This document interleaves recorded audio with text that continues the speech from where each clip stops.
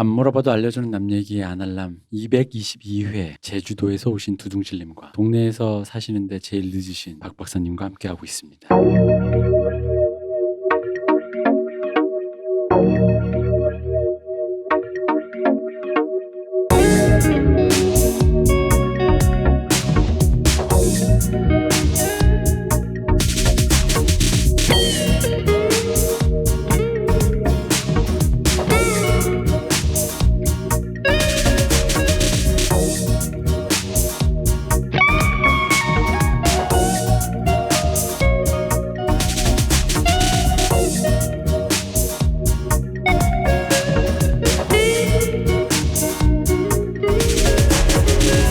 두둥실님, 네, 안녕하세요. 박 박사님, 네, 안녕하십니까. 안녕하십니까. 저 이근금입니다. 자, 두 번째 영화를 들어가기 전에 드라마죠. 네, 드라마죠. 윤여정 선생님이 아까 그 수상을 하시고 뭐 인터뷰를 지금 뭐 실시간으로 하고 계시다면서요? 한국 언론 하여튼 뭐 언론 상대로 뭐 이제 디너쇼처럼 인터뷰를 하는 모양인데 네. 굉장히 재밌나 보더라고요. 지금 뭐 이게. 무슨 뭐 펀치라인이 또 하나 나왔다고. 예, 그 저기 뭐야 오스카 탔다고 내가 윤여정이 김여정 되는 거 아니다. 살던 대로 살겠다 하는데 너무 세련된 농담인 것 같아 이거는. 도대체 이건 몇 명을 먹이는 건가? 살던 대로 사시겠죠, 아마. 예. 네. 이게 한반도에 사는 사람을. 네, 그러니까. 예. 아이고 또 김여정, 김정은 남매는 네. 또 이제 셀러브리티, 반도 최고의 셀러브리티 아니겠습니까? 그렇죠. 네. 전 세계에 먹히는 유머랄까. 저기 김여정도 역시 그 입담으로는 펀치라인으로 유명한데. 그렇죠. 삶은 소대가리라던가. 그런데 그걸 윤여정 선생님이 다시 펀치라인으로 하는 역시 한국은 쇼미더머니의 나라. 훌륭합니다. 멋있네. 역시 최고다. 멋있으십니다. 뭐 저희가 뭐 이렇게 축하드립니다 이런 말씀보다도 뭐 지금 뭐 이미 타임라인에 뭐 난리가 났어요. 네. 지금 그래서 뭐 어차피 이 방송이 될 때쯤이면은 오히려 우리가 지금 이제 축하드립니다 이게 좀 신선할 거야. 한 3주쯤 뒤에 올라갈 거니까요. 네, 그렇습니다. 윤여정 선생님 다시 한번 축하드리고 대배우의 길을 앞으로도. 그러니까 이게 요즘에 그런 생각이 드는 거예요. 윤여정 선생님이 이게 뒤늦게 이렇게 잘 되시는 걸 보니까 100세 인생 진짜 모른다. 그렇죠. 47년생인가 네. 그런데 진짜 그 연세에 네. 그 정도로 사람이 총기를 유지하며 산다는 게 이제 부모님이나 주변 어르신들 나이 들어가는 거면은 참 힘든 일이거든요. 그거 자체가. 근데 대단한 것 같아요. 그게. 그러니까요. 그래서 여러분들도 100세 인생 준비하시고 총기 잃지 마시고 아날람을 계속 들으시면은 총기를 충전하실 수 있다. 뭐 이런. 100세 기준으로 하면 저희도 아직 뭐 흔히 옛날 아저씨용 농담으로 호적에 잉크도 안 마른 나이. 이제 잉크 안 쓰는구나, 호적에. 저는 이미 잉크라는 말을 쓰는 순간 끝났어. 근데 가끔 이제 관점을 바꿔 좀 그런 생각 들어요. 아니 네. 지금도 골골골 좀 힘든데 네. 이 상태로 이거보다 점점 나빠지는 상태로 산만큼을 더 살아야 돼라는 생각을 하면 가끔 아득할 때가 있어요. 이제 메타버스 시대가 올 거기 때문에 몸은 다 버리고 뇌만 살아 있으면 됩니다. 전뇌화. 네. 그리고 파워수트 이런 거 있잖아요. 네. 그래가지고 나중에 이제 걷는 거라든가 이런 관절에 문제 소모되는 네. 신체 기관은 기계가 어느 정도 보조를 해줄 테니까 그거는 좀 저는 다른 것보다 그 이명이랑 이명난청 이런 거 뭐 이런 비문증 이런 왜 치명적이진 않은데 사람의 삶의 질을 떨어뜨리는 그런 질병들 있잖아요. 그렇죠. 그런 것들 좀 빨리 해결됐으면 좋겠는데 이게 돈이 안 돼서 그러는 건지 개발이 더 뜨이더라고요 이쪽은. 그 이명도 신경계통이라 뇌 쪽 그런 거라 사실은 어려운 거죠 생각보다 질환의 양상보다는. 그러니까 제가 사실은 큰 병이나 크게 아픈 적은 없는데 그런 짜잘하게 사람 짜증나게 하는 그런 게 좀 많아가지고. 자 이제 우리 모두 전뇌화를 기다리며 인조인간 고스트 인 더 쉘. 그렇습니다. 아니면 매트릭스 아니라도 뭐 전 괜찮습니다. 저도 좋습니다. 네, 파란 약 언제든지 먹을 수 있습니다. 저는 뭐 땡큐입니다. 빨간 약을 주는 사람이 오히려 이 나쁜 새끼. 싸대기를 때려야죠. 싸대 때릴 거예요. 네. 윤회의 굴레를 벗어나려 하는데 왜 자꾸 속세의 삶으로 날 잡아들여나. 맞아요. 계속 윤회 굴레를 벗어나려고 이렇게 딱 끊어주는 약인데 갑자기 뭐 진짜 그걸 보라고 못 피웠어요. 그러니까 이게 현실적이진 않고 굳이 농담 반 섞어서 제 희망을 말하자면 한 90세쯤에 우리의 일론 머스크 형님께서 내 뇌를 모두 전뇌화시켜서 데이터로 실어서 우주선에 실어서 화성에 보내주려고 기다리고 있는 겁니다. 근데 저 옛날에 이거 비용은 도지코인으로 결제하고 비용은 도지코인으로 결제하고 옛날에 어떤 그 우리과 여사친 후배가 이런 말 한 적이 있어요. 빨간 약 파란 약 줄 때 모피어스 얼굴을 보고 모피어스가 여기 브래드 피트였으면 아마도 그 약을 먹었을 거예요. 먹는 약의 색깔이 달라졌을 것 같다고. 그러니까 모피어스를 못 믿겠다는 거야. 그죠. 딱 특히 우리 이제 한국 사람 입장에서 봤을 때 뭔가 선뜻 신뢰하기는 힘든 인상이죠. 예, 그렇죠. 그래서 모피어스가 아니라 저희 키아누 리브스랑 역할이 바뀌었어. 왜 모피어스가 주인공이고 키아누 리브스가 그 역할로 나와서 선지자 역할. 그래서 너 이거 빨간 약 파란 약 먹으라 그러면 사기꾼이라도 먹을 것 같은데 약간 그런 외모지상주의적인 발언을 옛날에 했었죠. 오히려 너무 매끈하면 더 신뢰가 안 가지 않나 사람이? 그게 사기꾼은 사기당하기 전까지 모른대잖아. 아니 그게 제가 말한 게 한국 사람이라고 굳이 붙인 게 생각을 해보면은 시커먼 옷 입고 선글라스 끼고 앞에서 그러고 있는데 그런 사람을 보고 보통 우리 비즈니스 관계에서 잘 믿기 힘들지 않나요? 한국 입장에서는. 좀 그렇죠. 의심스럽잖아요. 예를 들어 김윤석 씨가 줄 때랑 남주혁 씨가 줄 때랑 그러니까요. 면가가 준다 이거 좀 무섭네 이거는. 그러니까 같은 의도야. 정말 선한 의도. 모피어스처럼 넌 진짜 이걸 먹어야 돼라고 했는데 말씀하신 대로 면가가 주는 거랑 남주혁 씨가 주는 거랑 또 좀 다른 거죠.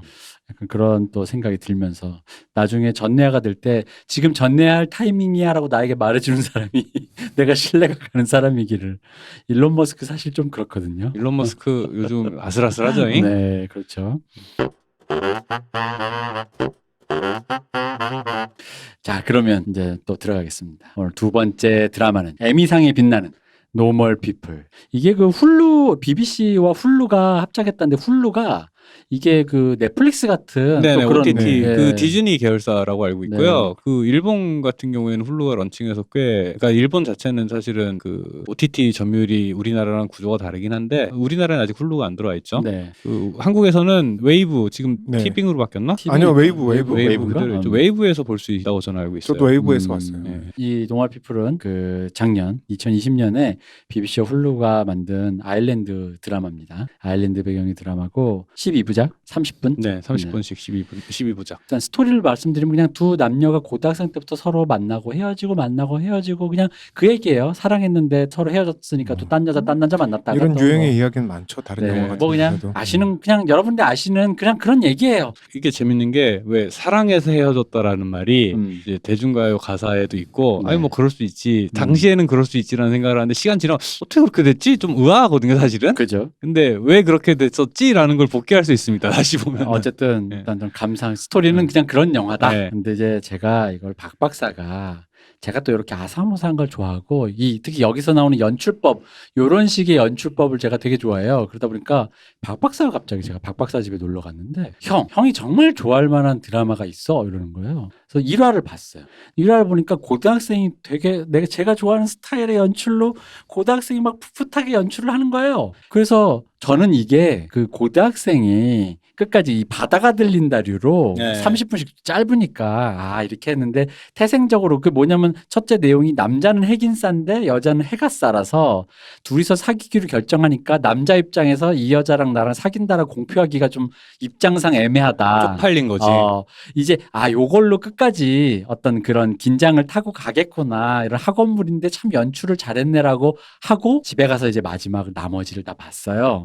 근데 이게 웬걸 제가 집에 비상약이 있어요. 공황장애 같은 거 올 때 혹시나 모를까 해서 있는 비상약이 있는데 비상약까지 먹어가면서 봤습니다. 이 진짜 약간 그 사랑하고 왜 서로 만나고 헤어지고 약간 요런 거에 왜 좀 연애 요런 거에 트라우마 있으시거나 뭐 그런 진한 기억이 있으신 분들은 중간에 이제 한 5, 6화부터 있잖아요. 덜컥덜컥 걸리기 시작하면서 약간 공황이나 심정지가 올 수 있는 그런 어떤 드라마다. 그래서 그 말랑말랑한 고등학생의 바다가 들린다가 아니라 바다가 들린다 이후에 졸업해서 둘이 지지고 볶고 싸우고 헤어졌다가 만나면 어쩌고 하는 그런 얘기인데 문제는 이게 연출의 농도가 되게 세잖아요. 그 아까 이제 이 대표님이 좋아하는 스타일이라고 제가 짐작을 했던 이유가 옛날에 나온 지 꽤 된 영화 중에 라이크 크레이지라는 있죠. 영화가 예. 있어요. 좋죠. 예, 그것도 사실은 별 얘기 아니에요. 그냥 남자 여자가 서로 호감 가지고 알락하다가 만나서 연애하다가 하다가 다시 헤어졌다 다시 만난 요 과정이 결혼하고 그쵸. 이런 지난한 과정인데 사실 별 얘기 누구나 무상하게 겪는 일 같으면서도 그 안을 들여다보면은 사실은 엄청난 그 감정의 소모가 있잖아요. 그렇죠. 사실 거리 두고 보면 별일 아닌데 그 안에서 이제 연애 이제 젊은 시절 특히 그 감정의 밀도가 엄청 높고 연애할 때 감정 소모, 감정 노동이 어마어마한데 그걸 갖다가 되게 섬세하게 하나하나 한 땀 한 땀 다 묘사를 해. 한 콤마 한 콤마를 이렇게 왜 사실은 하나하나 왜 그런 거 있잖아요. 이제 남자 여자 연애할 때 사귈 때 보면은 저 사람이 왜 화났는지를 모르겠는데 하나하나 미분을 해보면은 이건가 하고 하는데 확실하지 않잖아 또 그거마저도. 그렇죠. 근데 그 하나하나 미분된 과정을 한 땀 한 땀 묘사를 해줘요. 그러니까 이제 저 같은 경우에는 그렇게까지 막 트라우마까지는 아니었는데 밀도가 높다 보니까 어떤 분들에게는 답답하게 느껴질 수도 있고 어떤 분들에게는 좀 뭐라 해야 되지 힘들게 느껴질 수도 있겠다. 공황장애 올 뻔했다니까요. 네, 저는 뭐 그 정도는 아니었습니다. 저도 뭐 공황장애까지는 아닌데 이게 저는 사실 초반부가 훨씬 더 재밌었어요. 근데 그랬던 이유를 생각해 보면은 결국 이 대표님 하셨던 말씀이랑 비슷한 말인데 아마도 이 대표님 기억 속에 있는 어떤 사랑의 기억은 그 후반부의 어떤 이 캐릭터들의 상황에 더 맞닿아 있었을 테니 그랬을 테고 저는 그 고등학교 시절에 조금 더 그러니까 결국은 다 누군가 겪었을 만한 일들이 나열이 돼 있는데 그 중에서 내가 더 그러니까 이거는 간접 경험에 의한 어떤 그 감동보다 나의 그 영화라는 거 영상이 그런 재미가 크게 나누는 두 가지가 있잖아요. 내 얘기 같아서 재밌는 것과 완전히 처음 듣는 얘기라서 신기한 것과 크게 이렇게 두 가지로 막 이렇게 나눈다고 치면 이거는 내 얘기 같아서 재밌는 작품이 아닌가라고 저는 생각을 해요. 저도 그렇게 생각합니다. 네. 그러니까 저도 재미는 앞에 그 진짜 고등학생 때 거기가 참 멋있었고 뒤는 진짜 미묘하죠. 예. 고통으로 점철돼 있어요. 진짜. 그리고 앞부분이 갈등 관계가 훨씬 명확하죠. 네. 왜냐면 뒷부분은 갈등을 한다고 해서 이게 아까 퀸스 갬빗처럼 뭐 넘어야 되는 산이 아니라 그냥 그것에 딜레이된 상태를 그 상태 그 고통의 상태를 그냥 쭉 가다가 그죠. 마지막에 이제 드디어 근데 이제 우리 이건 좀 이따 얘기합시다. 이 엔딩이 참 훌륭하잖아요. 이 엔딩으로 딱 끝나는 건데 어쨌든 그 앞부분 이제 3편까지가 고등학생 시절 얘기예요. 네. 이제 고등학생 시절 얘기인데 사실은 거기까지만 끝내도 아주 훌륭한 단편. 아주 훌륭하죠. 그러니까 예. 아주 이게 세 편이니까 1시간 반 정도 되니까 네. 아주 훌륭한 청춘물이라고 할 수 있어요. 사실 거기까지만 해도 진짜 네. 남들이 볼 땐 별일 아닌 것들이 그 나이 땐 되게 중요하게 느껴지기도 하고 그 또래 집단 안에서 어떤 평을 받느냐라는 게 되게 인생에서 제일 중요하던 시절이 있는데 그렇죠. 고대 사소한 실수 몇 가지들이 사실 20대 청춘에 아주 되게 큰 영향을 끼치잖아요. 사실은 그렇죠. 관계라든가 이런 것들. 그 얘기가 대학 시절에 또 쭉 펼쳐져요. 거기서부터 또 다른 차원의 문제가 이제 어른이 됐고 다 해결된 것 같은데 네. 막상 부대껴 보면 그게 아닌 건 거야. 근데 진짜 저는 일단 이 여배우 이름이 데이지 에드거 존스라는 분인데 저 깜짝 놀랐어요. 이 샤를롯 갱스부르가 맞아요. 다시 이렇게 CG로 젊어진 귀여운 바나나의 샤를롯 갱스부르가 그대로 다시 튀어나온 것 같은 그런 생김새 이 배우 누구야? 라는 진짜 너무 놀래가지고 아니 샤를롯 갱스부르 딸인가? 그런 느낌이 있죠. 전혀 관계 없는 사람인데 그러니까 약간 샤를로트 갱스부르 어릴 때 그 귀여운 바나나 때 모습이 네. 왜 나이 먹고 샤를로트 갱스부르도 매력적이지만 그죠. 그 귀여운 느낌이 그대로 살아있는 채로 어른이 된 저에게 샤를롯 갱스부르는 원래는 제가 어릴 때 저도 어릴 때 귀여운 바나나 보면서 저렇게 너무 좋아했어. 진짜 나 청춘 스타 마치 책받침에 진짜 그 들어가는 PBK처럼 좋아했다가 중년이 돼서 그 누구야? 흉악한 영화 많이 찍었지. 걔 누구야? 안티크라이스트 감독 누구야? 라스 폰 트리에 그 영화. 그래요. 라스 폰 트리에 내가 라스 폰 트리에 정말 천재라고 좋아하지만 라스 폰 트리에 걔가 안티크라이스트를 그렇게 찍어놔가지고 내가 안티크라이스트 그랬고 그 뭐 ним포매니아 ним포매니아 그러고 또 아주 그렇죠. 흉악한 거 많이 찍었지.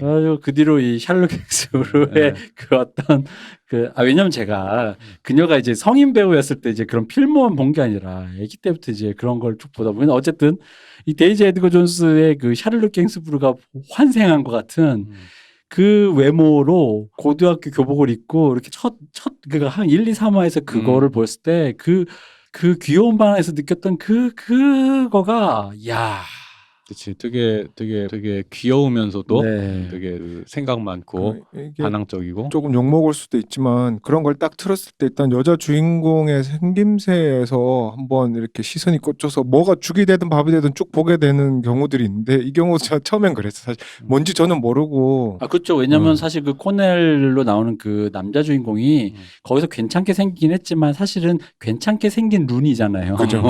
사실 영국 그 괜찮게 생긴 룬이지 우리가 알고 있는 약간 왜 브래드 피트 젊었을 때 마치 연기했을 것 같은 그런 류의 생김새는 아닌데 이 여배우가 확실히 굉장히 좀 빛나잖아요. 그러니까 뉘앙스가 여러 가지가 느껴지는 얼굴이죠. 맞아요. 네. 그러니까 그런 뭔가 반항적인 거 단순히 예쁘다가 아니라 그런 어떤 특히 이분이 그걸 잘 묘사하는 것 같아. 생각 많다. 네, 맞아요. 네.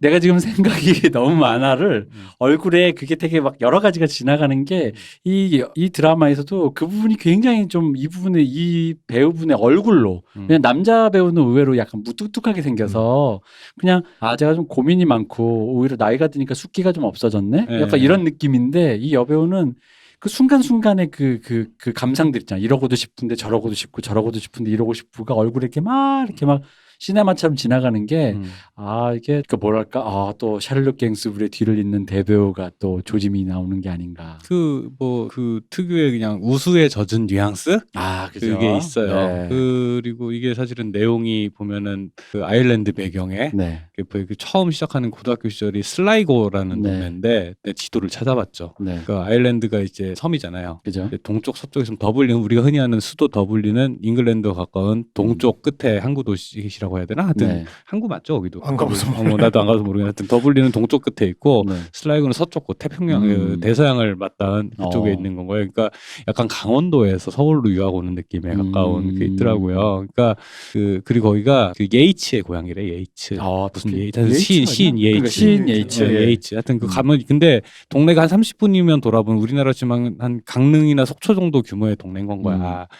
그러니까 그 동네에서 공부 잘해봤자 사실은 이제 영국이나 잉글랜드 이쪽에서는 왜 계급 의식이 되게 크다 보니까 네. 그 아마 짐작컨대 이 친구는 데이지 역할을 한 그 여기서 메리앤 마리안. 메리앤 데이지 에드가 존스가 연기한 메리앤이라는 친구를 만나기 전까지는 이 남자 주인공 코넬이죠. 네. 코넬은 아마 이 동네를 벗어날 생각을 못 하고 살았을 건데 그래서 그 중간에 그 자살하는 그 친구처럼 그 네. 동네에서 태어나 나고 자라 죽는 우리 알고 있는 전형적인 왜 그렇죠. 그런 그냥 워킹 클래스 워킹 클래스의 그거죠. 이 드라마 전체에서 굉장히 핵심적인 게 이 남자 주인공이 모든 그러니까 되게 획기적이죠. 이 마을에 가야지 진짜 자기 who I am 맞아요. 뭘 알 수 있는 사람이고, 그러니까 이 두 명의 사랑하지만 이루어지지 못한 그 갈등의 뿌리는 사실 그거였던 것 같아요. 저는. 그러니까 그렇죠. 이 남자는 이 속에서 행복할 수 있고 이 속에서 살아갈 수 있는 사람인데 이 여자는 여기서는 살 수 없는데 누군가가 필요한데 그 누군가가 하필이면 여기 살아야 되는 사람인 거지. 음. 그러니까 거기서 오는 그렇죠. 계급 문제가 있었던 것 계속 같아요. 되게 노골적으로 이제 내용 소개를 한번 해야 될 것 같은데 간단하게라도. 간단하게라고. 그러니까 이제 아까 얘기했지만 고등학교 핵인싸지만 워킹 클래스 누가 봐도 미혼모의 자식인 코넬 이 남자 주인공은 그래도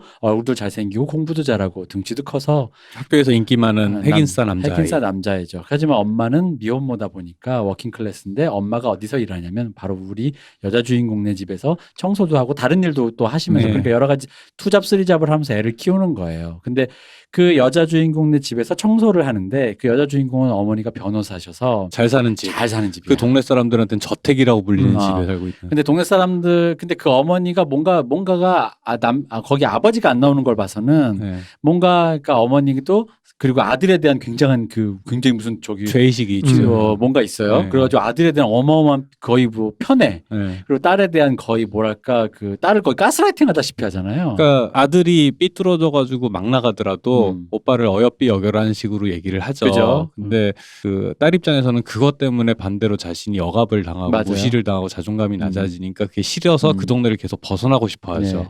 그래서 어쨌든 요런 계급의 문제가 여기에 엉켜 있고 그런데도 불구하고 그 둘은 첫사랑이 돼버리는 거죠. 근데 여기서 첫 번째 갈등 관계는 고등학교니까 내가 핵인싸인데 뭔가 이 여자 왜냐면 이 여자 그 여자 주인공이 단순히 아싸가 아니라 좀 굉장히 유별난 캐릭터잖아요. 해가싸 그런 말은 없잖아요. 그러니까 이게 약간 유별나지. 따돌림 당한다기보다는 세상을 본인이 따돌리는 느낌이 그죠. 가깝죠. 선생님이 예를 들어 왜 이렇게 늦었니? 그럼 당신한테는 배울 게 없어서 이렇게 막 말대꾸하는 그냥 한마디도 안 지는. 한마디도 안 지고 실제로도 똑똑하고 그런 애다 보니까 근데 실제로는 여기 주인공처럼 원래 얼굴이 좀 예쁘니 다른 남자애들이 호감을 던지지만 이게 말 한마디를 안 지고 되게 막 싸납게 그러다 보니까 이게 막 이렇게 다른 사람들과 어울리지 못하는 상태에서 그러다 보니까 만약에 둘이 사귀게 됐는데 이 관계를 공표하게 되면 이게 좀 뭐 여러분들도 지금 늘 들으시는 분들 짐작하시겠지만 굉장히 이거는 단순히 그 정도 아니라 네. 지역 사회의 파장이 벌어지는 거예요. 그렇죠. 그래서 나는 이거 감당 못한다라는 기분이 이제 남자 주인공이 들은 거죠. 근데 이제 여기서 우리가 이제 외국 영화의 하이틴물에서 항상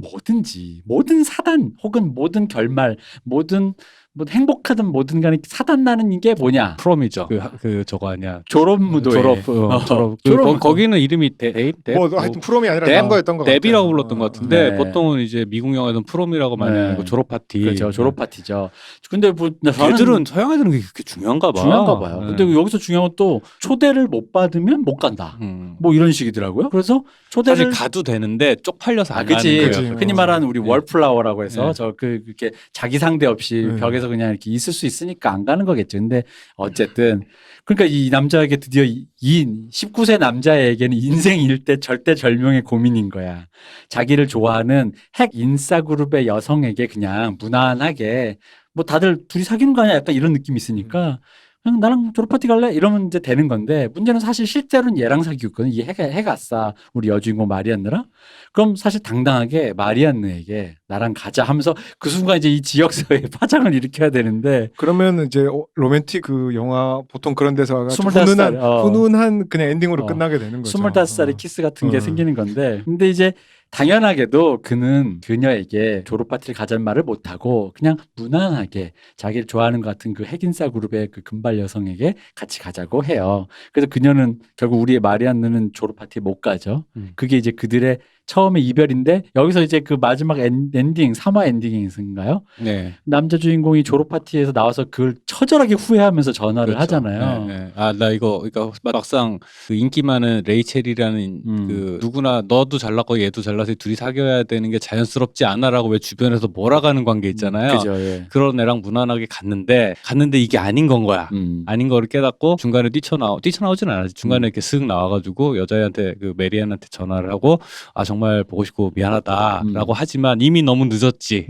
이제 모든 것은 이제 요단강 이제 강을 건넜어요. 그 다음에 저는 그래서 이제 이 다음에 어떻게 되느냐. 대학생이 돼. 근데 둘 다 같은 대학에 들어가. 네. 원래는 남자애가 그럴 생각까지는 없었는데 왜냐면 집도 좀 어렵고 하니까. 근데 이게 한국으로 치면 남자애는 이제 강원도에라 치면은 대충 그냥 춘천대학교나 국립강원대학교 이런 데 가서 장학금 받고 살면서 엄마랑 같이 뭐 이런 생각을 하고 있었는데 여자애는 어쨌든 부잣집애니까 선택의 폭이 넓잖아. 네. 그러니까 하는 거야. 트리니티를 가라. 넌 갈 수 있다. 충분히 이렇게 똑똑한 애가 왜 그런 생각을 안 하냐라는 식으로 이제 글 이렇게 슬슬 이제 펌프를 넣죠. 근데 이제 서울대 트리니티 막 유럽 최고의 대학 뭐 1592년 설립이에요. 그래요? 찾아보니까 그쪽 동네는 뭐 그런 데들이 많이 있어요. 그 여왕의 명령으로 생긴. 근데 어쨌든 이제 그 동네에서만 살던 남자의 입장에서는 서울대 갈 수 있다라고 하는데 남 얘기처럼 느꼈다가 이제 트리니티를 가라라고 여자애가 좀 꿈을 크게 가져야지라는 식으로 이제 푸시해서 가게 되는 거죠. 근데 여자애도 똑똑하니까 트리니티를 갔어. 무난하게.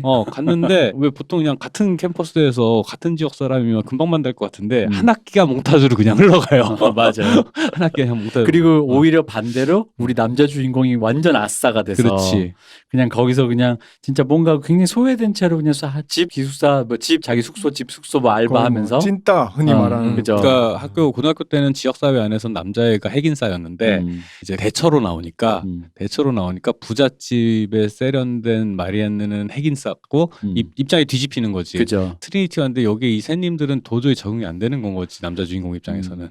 근데 게다가 또 남자 주인공은 또 워킹 클래스니까 네. 사이사이 일을 해야 되잖아요. 네. 그러니까 이제 그런 시간적인 여유, 어떤 또 그 돈으로 누릴 수 있는 어떤 여러 가지 공간이나 이런 것들에 약간 그 접근성이 떨어지는 거지. 찌들어가죠. 계속. 찌들어가죠. 그러니까 그런 부분들이 계속 나오는데 그래서 어쨌든 거기서 조우를 하지만 이미 그녀에겐 다른 남자가 있었고 그렇죠. 그러면서 이제 또 이렇게 뭐 서로 하는데 이제 대충 이제 이러면서 이제 헤어졌다 만났다 하다 마지막엔 결국엔 만납니다. 다시 만나서 슬라이고로 돌아갔는데 슬라이고에 돌아갔을 때 크리스마스 파티에 이제 저는 그 크리스마스 파티에 이제 둘이 연인인 거 이제는 그러니까 상관이 없는 거잖아요. 그렇지. 다들 나이가 들었으니까 아 그때 너 걔야 왜 바다가 들린다랑 똑같아요. 네. 친구들도 그렇게 이제 표현을 네. 하죠. 나중에. 바다 들린다랑 진짜 똑같아. 마지막에 이제 바다 들린다처럼 그냥 아 그래 그렇게 됐었는데 둘이 사귀는 사이에서 마저 이제 신년 파티에서 둘이 이제 키스하잖아요. 네. 근데 전 진짜 그때 너 진짜 그때 울었다. 그때 또 약 먹었다.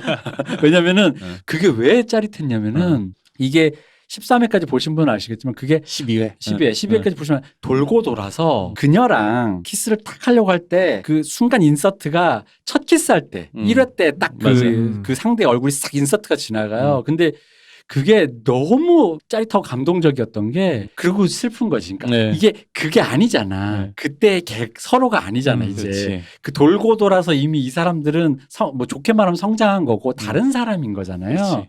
그래서 우리가 여기서 건축학 결혼으로 얘기를 하자면 건축학 결혼에서 굳이 아역 배우와 성인 배우를 바꿨잖아요. 배수지에서 한가인으로 이재훈에서 엄태웅으로 이게 뭐냐면 마지막에 왜 우리 논란의 장면 엄태웅과 한가인이 잤느냐 안 잤느냐 잤다 치자 일단 잤다 쳐고 했을 때 엄태웅 역시 그 대학 시절에 풋풋했던 그 배수지랑 자고 싶었지만 한가인이랑 자는 거란 말이지. 한가인 마찬가지인 거지. 내가 그때 사실 몰래 좋아했던 이재훈이랑 자고 싶지만 엄태웅이랑 자는 거죠. 그걸 아예 배우를 바꿔봄으로써 그게 굉장히 그 상징성이 극명히 드러나는데 이 같은 느낌을 그 12회 마지막에 그 인서트가 보여주는 거거든요. 그 똑같은 동일 배우가 연기하지만 그 풋풋하고 아름다웠던 그 첫사랑의 그 키스가 아니라 굉장히 어른스러워진 상태에서 어른으로서 홈타운에서 모두의 인정을 받으면서 커플로서도 공인되고 크리스마스 파티에 가서 얘는 여자는 그 가족과 거의 절연하잖아요. 그러다 보니까 남자는 홈타운에서는 거의 인싸니까 가족도 많고 하니까 가서 막 진짜 흔히 말하는 우리가 알고 있는 그 즐거운 전형적인 그 크리스마스 가족들과의 파티 속에서 굉장히 한 일원으로서 행복하게 지내잖아요. 그러니까 그 모든 것 속에서 키스를 딱 하는 거야. 여기까지 보면 해피엔딩 같지. 근데 여기에 이제 다른 엔딩이 있어요. 이 모든 과정을 겪고 남자에게는 오퍼가 하나 온 게 있는 게 뉴욕으로 와라. 그럼 뭐 돈도 주고 글도 쓰고 이 영문학의 문학의 재능이 있어가지고 했는데 기회가 있는데 이 남자는 그냥 여기서 공인받고 그녀와 행복하게 살면 좋으니까 안 가겠다고 했는데 그녀가 가라. 근데 되게 의외의 얘기를 하잖아요. 보통 그러면 우리 집 나도 돈도 있고 하니까 그럼 내가 같이 뉴욕 갈게 이거가 아니라 나는 여기 있을게라고 한단 말이에요. 그렇죠. 그러면서 그러니까 헤어짐을 이게 뭐 이별이라고 하기도 뭐하고 뭐 원거리 연애를 시작하자는 건지도 모르고 뭔가 애매하긴 한데 이별도 원거리 연애도 뭐 그렇게 정확하게 말은 안 해요. 하지만 어쨌든 너는 가고 난 여기 남겠다라는 말을 하면서 갑자기 영화가 뚝 끊어져요. 거기서 끝나죠. 네. 이 드라마가 거기 뚝 끊어지는데 그 엔딩이 아까 그 짜릿한 그 키스씬과 함께 뚝 끊어지는 그 엔딩이 붙여놓고 보면 너무 좋게 얘기하면 진짜 너무 멋있고 세련되고 아름답고 다르게 얘기하면 되게 충격적이었거든요. 저는 솔직히. 그리고 되게 슬프죠. 섭섭하고 슬프지. 섭섭하고 슬프죠. 근데 그게 자체가 이미 거기서 또 느낀 게 뭐냐면 그러니까 왜 아까 방금 말했던 우리가 변한 거 있잖아요. 우리가 그만큼 어른이 됐기도 했고 변했고 너에겐 너의 기회가 있으면 너가 그 기회를 가져야 해. 근데 그 기회가 나라는 사람 때문에 뭐 혹은 어떤 다른 이유 때문에라도 그러지 않았으면 좋겠어. 최소한 이러면서 가라는 거지. 그리고 이제 재밌는 건 아까 우리 말했던 그 슬라이고에서의 삶이라는 게였잖아요. 그러니까 왜 뒤에 크리스마스 파티가 되게 예쁘고 즐겁고 이렇게 막 묘사는 됐지만 이게 흔히 말하는 그 중간에 보면 자기 이 남자 주인공의 친구가 거기서 대학도 안 가고 그냥 그 동네에 살다가 자살하잖아요. 그러니까 그게 굉장히 포인트인 게 그러니까 거기서 나고자라 산다라는 그 삶의 의미가 뭐냐라는 거지. 그렇지. 그러니까 그게 그렇게 행복하게 주변 사람들 공인받고 홈타운에서 크리스마스에 어른들 할머니 할아버지 다 모시고 행복하게 선물 주고받고 살고 했던 이 삶이 그러니까 이렇게 살아가는 삶이라는 게 뭐였는가 해서 자기 친구는 거기서 자살한 거잖아요. 그러니까 그런 종류의 삶이라고 하는 게 사실은 쳇바퀴 돌듯이 어느 정도 예상이 되는 네. 그 자리에 그 동네에서 자리 잡고 사실 어떤 사람은 그 안에서 뭐 안정감과 행복을 느낄 수도 있겠지만 어떤 사람은 그 채워질 수 없는 네. 어떤 상실감을 그러니까 내가 뭘 잃었는지도 모르는 거지 사실은 그런 음. 종류의 삶을 산다는 거는. 근데 어쨌든 뭔가 이게 맞나 아닌가 오늘이 어제 같고 어제가 오늘 같고 내일도 아마 똑같을 거고 그럴까 반복되는 요 삶 안에서 이거 뭐 이런 식이면 오늘 죽어도 별 상관없겠는데 아마 나는 내가 짐작컨대 그 사람의 죽음이라는 게 어떤 좌절이나 절망 속에 죽었을 것 같지는 않아요. 그게 그 왜 환상의 빛에 나오는 그죠. 그 남편의 죽음 같은 거지. 이 방금 얘기한 환상의 빛은 여기 고레다 히로카츠의 데뷔작 데뷔작에 환상의 빛을 얘기하는 겁니다. 거기서도 남편이 그런 식으로 죽잖아요. 이유를 아무도 모르죠. 그러니까 이유가 알 수 없지. 예를 들어서 뭐 남 모르게 빚을 져다던가 살인을 했다 뭐 이랬을 수도 있지. 그러나 사실은 그런 것들이 객관적인 사실로 밝혀지지 않은 이상은 이 사람의 죽음이라는 건 사실 짐작할 수밖에 없는데 미루어 짐작할 수 있는 것들은 이 루틴이 매일매일 돌아가는 이 루틴에서 이제 요즘 젊은 세대가 이제 계급성의 사다리가 있네 없네 뭐 이런 거 되게 이슈이기도 한데 어떤 사람에게는 그냥 그런 식의 삶이라는 게 오히려 원하는 삶일 수도 있지만 어떤 사람에게는 그게 절망일 수도 있는 거거든요. 그러니까 나는 이 드라마가 제목을 정말 절묘하다. 노멀 피플이라는 게 정말 그러니까 사실은 여기 여러 가지 디테일이 있는데 여자 주인공 메리앤이 약간 SM에서 매저키스트 성향이 있음을 은근슬쩍 계속 그러니까 남자 주인공한테 내가 매저키스트 성향이 있는데 네가 나의 성향에 맞춰줄 수 있니라는 뉘앙스를 은근히 물어봐요 사실은. 은근히 물어보는데 차마 대놓고 얘기는 또 못하는 중간에 거죠. 만났던 남자친구는 대놓고 사디스트. 그렇죠. 근데 그냥 평범한 성향을 갖고 있는 남자 주인공 입장에서는 이건 감당할 수 없는 무언가인 거지. 그죠. 사실은 그런 면도 있는데 이제 거기서 사실은 누구나 가슴 속에 3,000원 하나씩은 안고 사는 것처럼 예를 들어 변태적인 성향일 수도 있고 혹은 왜곡된 어떤 인식일 수도 있고 그리고 내가 이 동네에 남아서 루틴한 삶을 사는 게 노멀일 수도 있고 꿈을 향해서 대서양을 건너서 뉴욕으로 가는 게 노말일 수도 있다라는 거지. 그래서 노말이 뭐냐라는 질문을 계속하는데 너의 노말과 나의 노말이 어떻게 맞춰야 될지 모르겠는데 이게 계속 엇나가요 이 두 사람이. 그래서 너무 서로 사랑하는데 서로가 생각하는 적정 노말을 찾아가다 보니까 둘이 어느 순간에 엇나갈 수밖에 없는 어떤 지점들이 발견된 거고 삶이 우리를 다시 인연으로 이끌어서 만날 수 있다면 그때는 다시 만날 수 있을지 모르겠으나 지금 이쪽에 가야 될 곳은 저쪽인 것 같다라는 네가 가야 될 길은 저쪽인 것 같다라는 게 사실 마지막에 여자분 메리앤이 내는 결론인 거고 사실 남자 입장에서 반박이 불가능해요. 왜냐하면 그동안 그들의 관계 몇 년 동안 이어진 관계 안에서 이미 증명이 된 얘기거든 이거는. 그리고 이제 그러니까 이걸 좀 더 이런 얘기를 좀 하면 좀 그런 게 그러니까 왜 인간이 죽음 충동이 있다 그러잖아요. 그러니까 죽음 충동이란 게 뭐냐 이거지. 근데 이게 혹은 죽은 것과 같은 삶, 좀 말을 바꿔서 죽은 것과 같은 삶. 그러니까 저는 그 중간에 그 친구가 죽었다라는 그 느낌. 근데 그 나중에 12화에서 굉장히 행복한 슬라이고에서의 두 커플의 삶이 자살이라는 에피소드 이후에 벌어진 그거가 그 대비가 바로 거기서 나왔다 생각하는 게 그러니까 내가 여기서 왜 사람 이럴 때 있잖아요. 안심하다고 되는 순간 아까 말했지만 오늘 죽어도 내일 죽어도 상관없다라는 건 결국 죽은 그 자체가 죽은 거라는 거죠. 그 자체 이 죽음을 부정적으로 묘사하는 건 아닙니다. 그냥 죽어. 그러니까 니들 그렇게 평범하게 사니까 죽은 거야라고 그러니까 나가서 아무거나 해라는 말 의미로 부정적으로 말씀드리는 게 아니라 그냥 그 자체가 인간이 삶의 일부죠. 삶의 일부이자 죽음을 받아들인 상태일 수도 있다라는 거죠. 그러니까 이게 사실은 되게 뭐라지 은유적으로 사랑이 뭐냐라는 사실 주제도 되게 강렬하게 들어가 있는 이야기인 건데 왜 무라카미 하루키 상실의 시대 이제 노르웨이에서 보면은 왜 어릴 때는 제가 그 책을 고등학교 때 1학년 때 봤는데 그 어릴 때 뭔 소리인지 모르죠. 사람 어릴 때 보면 개소리 같죠. 사람이 사람을 사랑한다는 건 세상과 맞서는 일이다라는 식으로 써놔요 머리말에. 머리말에 있죠. 머리말에 있는데 이게 뭔 소린가 했는데 사실은 그런 거야. 아주 단순하게 지역사회로 좁히면 그 남자 주인공 코넬은 메리앤을 사랑하기 위해서는 이 지역사회의 평판과 마주할 수 있어야 됐어요. 맞아요. 근데 그게 용기가 없어서 못했지.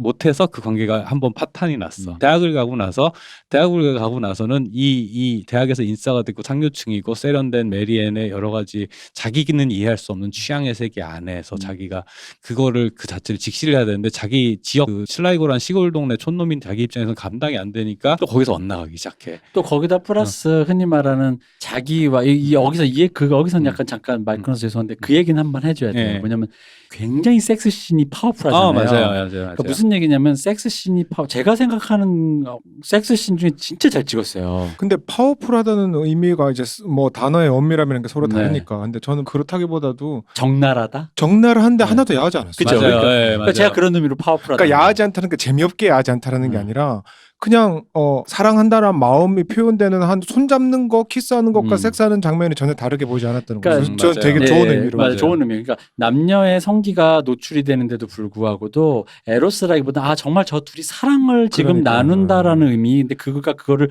너무 잘 찍었고 그 잘 찍은 거를 아까 방금 말씀드린 성기가 노출되는 장면까지 다 그 보여주는 의미에서 파워풀하다라는 얘기인데 네. 그러다 보니까 섹스 장면이 되게 많이 나오잖아요. 네. 그러니까 그 섹스 이게 흔히 이런 거죠. 내가 사랑했던 사람이랑과의 관계에서 사람이란 게 섹스라는 게 그 어떤 그 감정이 가장 밀접하게 닿았던 순간인데 이게 재밌는 게 손에서 이게 흘러나가는 모래 같은 거라는 거잖아요. 그렇죠. 네. 그 순간이잖아요, 그냥. 그 사실 절정이 안타까운 거는 사실은 스쳐 지나가기 때문이거든요. 그리고 그 스쳐 지나간데 기억은 남는 거죠. 그렇죠. 그리고 나서 그 둘이 엇갈렸는데 타인과 만나잖아. 네. 누구 다른 남자, 다른 여자, 서로 다른 남자, 다른 여자. 그 다른 남자, 다른 여자가 만나는 섹스씬도 엄청 자세히 묘사되잖아요. 그죠. 그런데 그 누군가 만나고 있다라는 것도 누군가에겐 되게 고통인 거잖아요. 그러니까 그 고통을 걔들이 계속 돌고 돌아서 마지막에 이르는 게 거기인 거죠. 네. 그러니까 이게 그래서 뭐 이제 죽음 얘기로 돌아가자면은 네. 그러니까 어쨌든 사람이 사람을 사랑한다는 것 자체가 그 어떤 세상과 맞서는 거다라는 이 하루키의 정의처럼 네. 근데 마찬가지로 이들은 서로를 이제 서로의 세계를 마주 볼 수 있을 때 비로소 이제 드디어 네. 이제 완성이 된 것 같은데 사실은 그게 끝이 아니라는 거 그게 끝이기도 하고 끝이 아니기도 한 건데 관계는 언젠간 끝난다는 말이죠. 관계는 언젠가는 끝나는 거 누가 한 명이 죽든 사랑이 식든 혹은 뭐 사고가 나든 뭐 여러 가지 이유로 해서 시작이 있으면 끝도 있는 거고 삶이 시작됐으면 죽음도 있는 건데 사실은 이게 어느 날 갑자기 아까 그 말씀하신 대로 친구가 자살한 것처럼 어느 날 갑자기 나를 그 죽음이 찾아올 수 있단 말이죠. 그러니까 그 얘기는 뭐냐면 늘 삶은 죽음을 품고 있다라는 얘기인 거고 그렇기 때문에 이게 애틋하고 절실한 건데 근데 유한하잖아. 이 관계라는 거 방금 말씀드린 그 섹스씬이 계속 묘사가 되는데 그 절정의 순간이라는 게 안타까운 것은 그 순간 스쳐 지나가고 기억에 남아있고 제일 안타까운 것은 그 순간은 돌아오지 않는다라는 거야. 절대로. 절대로. 그리고 그 순간을 재현하는 순간 마지막 인서트가 묘사했듯이 우린 이미 다른 사람이야. 그렇죠. 그러다 보니까 그 자체가 일종의 죽음을 내포하는 것이라는 거지. 시간의 흐름 자체가. 그러다 보니까 이 마지막에 그 여자 주인공의 선택이라고 하는 것도 사실은 여자 마리안의 선택이 뉴욕까지 따라갔다가 뉴욕에 있는 아파트먼트에서 그런 소리를 할 수도 있어요. 맞아요. 혹은 뉴욕에서 10년간 애도 생기고 어쩌해서 지리멜러라는 사람한테 나 이거 아닌 것 같아 돌아올 수도 있어요. 그리고 여기에서 다시 이 아일랜드에서 아직 떠나지 않은 그 시점에 할 수도 있었는데 근데 결국은 시점의 차이만 했다 보니까 언젠가 찾아올 엔딩이라는 건 거지. 혹은 우연히 두 사람이 잘 만나서 잘 살 수도 있었겠지. 근데 그거는 가보지 않은 평행우주의 어딘가에 있는 건 거지. 근데 그런 종류의 모든 가능성을 품고 있지만 그럼에도 불구하고 어느 시점에 어떤 선택을 해서 하든지 간에 끝은 있다라는 건 거지. 그래서 이 드라마가 제목이 노멀 피플인 게 이 노멀이란 말이 생각해보면 참 신기한 말인 게 뭐가 노멀한지 아무도 정의할 수가 없어요. 근데 보통 이제 우리 옛날 변태 그리고 약간 여기서 나오는 그 마리안의 SM 같은 걸 앱노멀이라 그러잖아요. 그죠. 네, 약간 그렇게 표현하잖아요. 그러니까 그거는 어떤 특정 상태에 대해서 생각해 보면은 특정 어떤 뭐 사회적 권력 아니면은 사회적 어떤 시대의 분위기에 따라서 정해지는 거지. 항상 왜냐 그러면 그리스 시대만 해도 로마 시대 때만 해도 동성애가 기본 당연한 거였고 그땐 그게 노멀이었고 옛날에 뭐 제가 얼핏 듣기로는 어떤 장군이 동성애를 하지 않아서 사람들이 다 수군댔다. 저 사람은 왜 여자만 만나는 줄 알고 수군댔다라고 그때는 왜냐하면 그게 업노멀이었던 거죠. 그러니까 이 드라마에서 노멀이란 말에는 많은 게 포함되어 있는데 많은 노멀하지 않은 것들이 다 뭉뚱그려져 있는 거가 노멀이기도 하고 이 당시에 노멀이지 않았던 게 시간이 지나서 노멀이 되게 하고 그 노멀이라는 범위가 굉장히 커요. 그러니까 아까 말씀하셨던 처음과 엔딩에 달라지는 가장 큰 지점 중에 하나가 이 남자 주인공은 처음 보면 알겠지만 이 마을을 떠나서 살 수 없는 사람이에요. 그 트리니티 가서가 그게 굉장히 강조되죠. 그리고 끊임없이 난 그 마을에 가고 싶어. 난 여기 내가 살 곳이 아니라고 말을 하고 여자 주인공은 여긴 내가 있을 곳이 아니야 라고 했는데 마지막에는 반대가 되죠. 네. 남자는 기회를 찾아서 가야 되고 여자는 다시 자기 기원을 찾아서 여기에서 살면서 자기를 이제 다시 한번 극복한다는 그런 의미가 되니까 근데 그 변화 자체가 노멀인 거죠. 이때 초반에는 그 마지막 엔딩이 노멀이 아니었으나 네. 그 마지막에는 이제 그 뒤집혔다는 거죠. 그 노멀에 포함되어 있는 그 변화 그게 이 드라마를 꿰뚫고 있는 어종의 그 스토리의 흐름이기도 하고 그러니까 제목이 기가 막히다는 게 노멀이라는 게 보면 뭐가 노멀이라는 거야 싶은데 그렇죠. 다 지나서 보면 결국 다 노멀이라는 얘기인 거잖아요. 사실 그렇죠. 이게 이 모든 관계가 그러니까 심지어는 그 중간에 그 자살하는 그 친구 사실 그 친구가 자살하기 직전까지 정말 노멀한 삶 그 자체입니다. 네, 그렇죠. 그 동네 슬라이고라는 동네에서 평균의 삶을 살고 있었겠지. 평균의 남성의 삶을 살았겠지. 그렇게 졸업해서 그냥 그렇게 해서 그 동네에서 워킹 클래스로 그렇죠. 살다가 그 노멀한. 근데 그가 자살했어. 굉장히 노멀하지 않은 어떤 엔딩인 것 같지만 생각해 보면 아마 그 동네에서 그 자살자가 처음이었을까? 아니겠죠. 네, 아니겠죠. 그걸 아마 정확하게 제 장면은 기억 안 나는데 그 말을 들을 때도 엄청 놀라게 한 게 아니라 마치 예상을 엄청 다 했었던 것 같은 그런 느낌으로 저는 받아들였거든요. 그러니까요. 그 이제 하루키 얘기를 또 잠깐 하자면 하루키 그 상실의 시대도 중간에 보면 친구가 중간이 아니지 그 설정에 되게 설정에 중요하면 그 죽죠. 아예. 그 친구 절친한 친구가 자살을 함으로써 주인공이 깨달는 게 뭐냐면 죽음이 삶을 사로잡는 게 아니라 삶은 항상 우리는 삶 안에서 죽음을 숨쉬고 있구나라고 얘기를 해요. 그 얘기하면 시작과 끝이라는 건 동전의 양면이라는 거고 사랑이 있으면은 사랑이 있으면 사랑의 시작과 끝이 있는 거고 이런 것들은 사실은 항상 끝이 내포되어 있다라는 거 그걸 갖다가 자꾸 이렇게 인지하는 순간에 되게 애틋해지는 면도 있고 좌절스러워지는 면도 있고 다른 한편으로는 그렇게 잘못 이해하면 사실 허무주의로 흐르잖아요. 이거 시작해 끝날 건데 시작해서 뭐해가 그렇죠. 되는 건데 그런 게 아니라 그 자체 끝이 있음으로 해서 이 순간 자체가 되게 풍성해지고 의미가 있어지는 거라는 그런 식으로 받아들여야 좀 더 삶을 이해하는데 풍성한 네. 방식이 될 수 있다라는 건데 그 죽음에 대한 얘기가 나와서 갑자기 이제 제가 든 생각인데 제 얘기를 갑자기 해보고 싶은 게 뭐냐 그러면 저는 평생을 그렇게 약간 허무주의자라고 저는 제가 스스로 생각을 하고 평생을 당장 오늘 죽어도 상관없다고 살아왔고 지금도 그러니까 마찬가지거든요. 동감합니다. 그건 정말 인정하는 게 그러니까 자전거를 타고 그런 오지를 네. 가져. 근데 그 죽음에 대한 똑같이 생각해도 그 느낌이 바뀌어 왔던 것 같아요. 뭐가 다르냐 그러면은 제가 20대 시절에 호주에서 워킹 홀리데이를 가서 한 1년 살았던 적이 있어요. 그때 20대 그 나이가 될 때까지 그렇게까지 마음이 평안했던 적이 없었어요. 왜냐 그러면은 호주는 임금이 높기 때문에 제가 뭐 청소일도 하고 뭐 PC방 일도 했었는데 따박따박 돈이 들어와서 그걸 가지고 뭐 헬스장도 가고 주말마다 가서 서핑도 하고 친구들 데리고 밥도 먹고 하는데 그런 안정적인 생활을 20 몇 살 때까지 해본 적이 없어요. 대학교 다니면서도 계속 돈이 부족하고 언제 뭐 이랬다가 근데 그게 너무 편해지니까 불안한 거예요. 그래서 한국을 1년을 다 못 채우고 다 때려치고 들어왔어요. 불안해지고 싶어서. 그러니까 죽어도 똑같이 상관없는데 그 안정 상태에서 내가 죽는다라는 거 두려운 거야. 근데 여행 갔을 때 또 어떤 느낌이 드냐 그러면 텐트. 오히려 그거 아니에요? 오히려 그렇게 말하기보다는 그러니까 이 워킹 홀리데이는 결국 끝나면 불안한 한국의 삶을 마주하게 되니 그냥 빨리 그냥 더 일찍 마주하러 간 거 아니에요? 그런 것도 있는데 네. 안정감이라는 자체가 나에게 불안감으로 이게 되게 신기하게 들리는데 내가 안정적이라는 자체를 견딜 수가 없는 거야. 그 젊은 시절의 혈기일 수도 있고 뭐 그런 걸 수도 있어. 뭔진 저도 모르겠어요. 근데 그게 또 바뀌는 거는 여행 갔을 때 아까 말씀하셨던 대로 그래서 어딘가 아무도 반경 사방 몇십 킬로 안에 사람 아무도 없는 산속에서 텐트를 치고 자는데 늑대 울음소리가 들리는 거야. 그러면 내가 오늘 죽을 수도 있겠다 생각을 하면 마음이 평안해져. 아무도 내가 죽는 걸 모르겠구나. 이건 약간 초월적인 마음이 들고 그리고 지금 와서 어떤 마음이 드냐 그러면 저는 이제 제주도에서 거의 아무 일 벌어지지 않는 삶을 살고 있거든요. 그러니까 제가 그 우리 두둥실 아는 지인분에게 이런 멘트를 들었어요. 이 동네는 나 어릴 때부터 살아왔는데 저 돌을 누가 움직이지 않으면 저 돌이 내가 죽을 때까지 저기 그 자리에 그대로 있어라는 표현했는데 그 멘트가 너무 인상적인데 그죠? 그게 두둥실이 있는 동네를 가면 이해가 돼.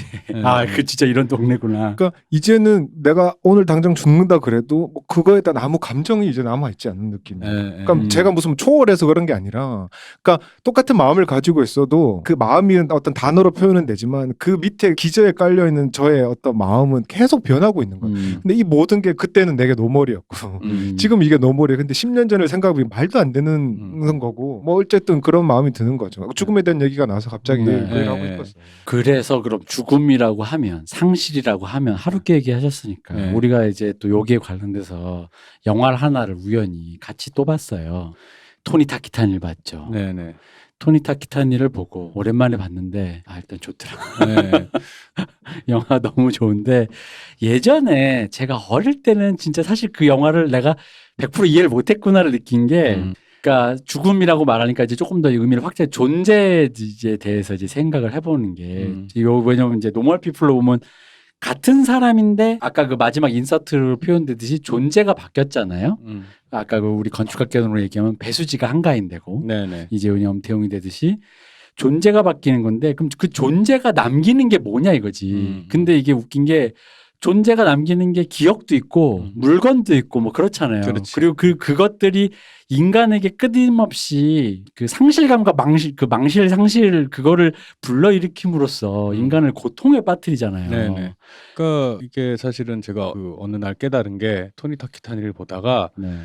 이게 실은 언더 더 스킨이랑 같은 얘기를 하고 있는 거구나. 그렇죠. 그러니까 여기서 나는- 언더 더 스킨은 스칼렛 요한슨이 나왔던 예, 언더 더 스킨. 그러니까 사실은 보통 일반적으로 아까 이제 삶하고 죽음이랑 마찬가지로 그 연애와 연애하지 않는 연애가 끝난 상태를 어떤 대립 상태라고 생각을 하는데 실은 시작과 끝이라는 건 한 몸이라는 거고 삶과 죽음도 한 몸인 것처럼 안이랑 박도 한 몸이라는 건 거죠. 보통은 내면이 공허하니 겉을 화려하게 꾸미는 얘기처럼 보여요. 토니 타키타니는. 근데 일단 언더 더 스킨부터 설명을 좀 해서 맥락을. 언더 더 스킨은 스칼렛 요한슨의 외피를 둘러싼 그 안에 외계인이 들어있는데 외계인이죠. 그 외계인이 그 스칼렛 요한슨의 외모를 활용해서 남자들을 꼬셔가지고 포식을 하는 그런 얘기인데 계속 스칼렛 요한슨의 외피를 쓰고 인간으로 살다 보니까 그 뭔가 이 외계인도 자기 정체성이 혼란이 온다 뭐 이런 류의 얘기입니다. 네, 일단 그렇죠. 간단하게 얘기하면. 그러다 보니까 언더 더 스킨 그래서 피부 아래 뭐가 있느냐라는 질문을 보통 하게 되잖아요. 네. 뭐 내면의 아름다움이니 뭐 이렇게 하는데 사실은 왜 겉모습이 아니라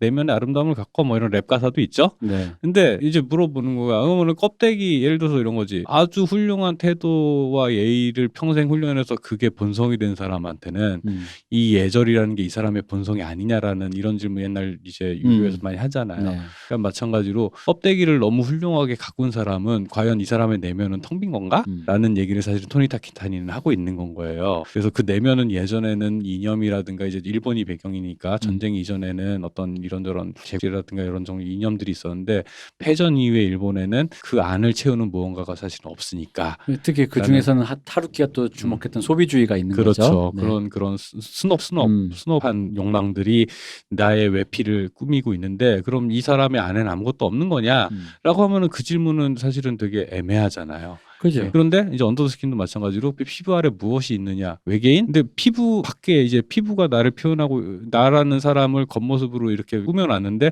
그게 점점 나의 본성이 돼가고 있어. 라고 하면은 얀과 바퀴란 구분이 무슨 의미가 있느냐라는 생각을 하게 되는 거죠. 그래서 토니 타키타니에 보면 그녀가 죽은 다음 미야자리에가 죽은 다음에 남겨진 거대한 옷방이 있잖아요. 네. 그래서 이제 미야자리에가 1인 2역으로 하는 그 나중에 알바로 온 여자가 그 방을 보다가 처음엔 약간 크리피한 요구인데 네. 죽은 아내 옷을 입고 비서로 일해줬으면 좋겠다 했는데 일단 한번 볼게요 하다가 그런 알바가 있으면 약간 이거 연쇄살인마인가 이런 생각부터 들지. 그리고 뭐 변태인가 그냥 바로 듣기만 해도 변태잖아요. 근데 죽은 아내 옷을 입고 그냥 하루에 9 to 5로 비서일을 해달라. 근데 그 옷방에서 자기가 그 옷을 보다 갑자기 울잖아요. 근데 그 울면서 그녀는 이제 그걸 언어로 정확하게 정교하게 표현을 못하니까 이렇게 좋은 옷을 남기고 돌아가셨다니 너무 슬퍼요. 뭔가 왠지 슬퍼졌어 이랬는데 사실은 그게 뭐냐면 그 옷방이 보여주는 그 룩 자체가 그녀의 존재 그 자체잖아요. 그렇죠. 네. 사실은 네. 그냥 그녀의 육신과 정신이 지금 타서 없어진 거고 네. 지금 이 세상에 소멸됐지만 그녀의 존재의 일부가 남은 거지. 이게 무슨 뭐 버킹 김치녀가 남편 카드로 샤넬이랑 명품 긁다가 남편이 카드 좀 그만 써 했다가 그래서 카드 그만 쓰려고 유턴해서 들어가다 죽는 거잖아요. 네. 그래서 그런 내용이 아니라는 거지. 근데 그렇지. 그 거대한 그러니까 그 상실감을 그녀가 그 1인 2역으로 와서 비서역으로 왔을 때 그녀가 느끼는 거잖아요.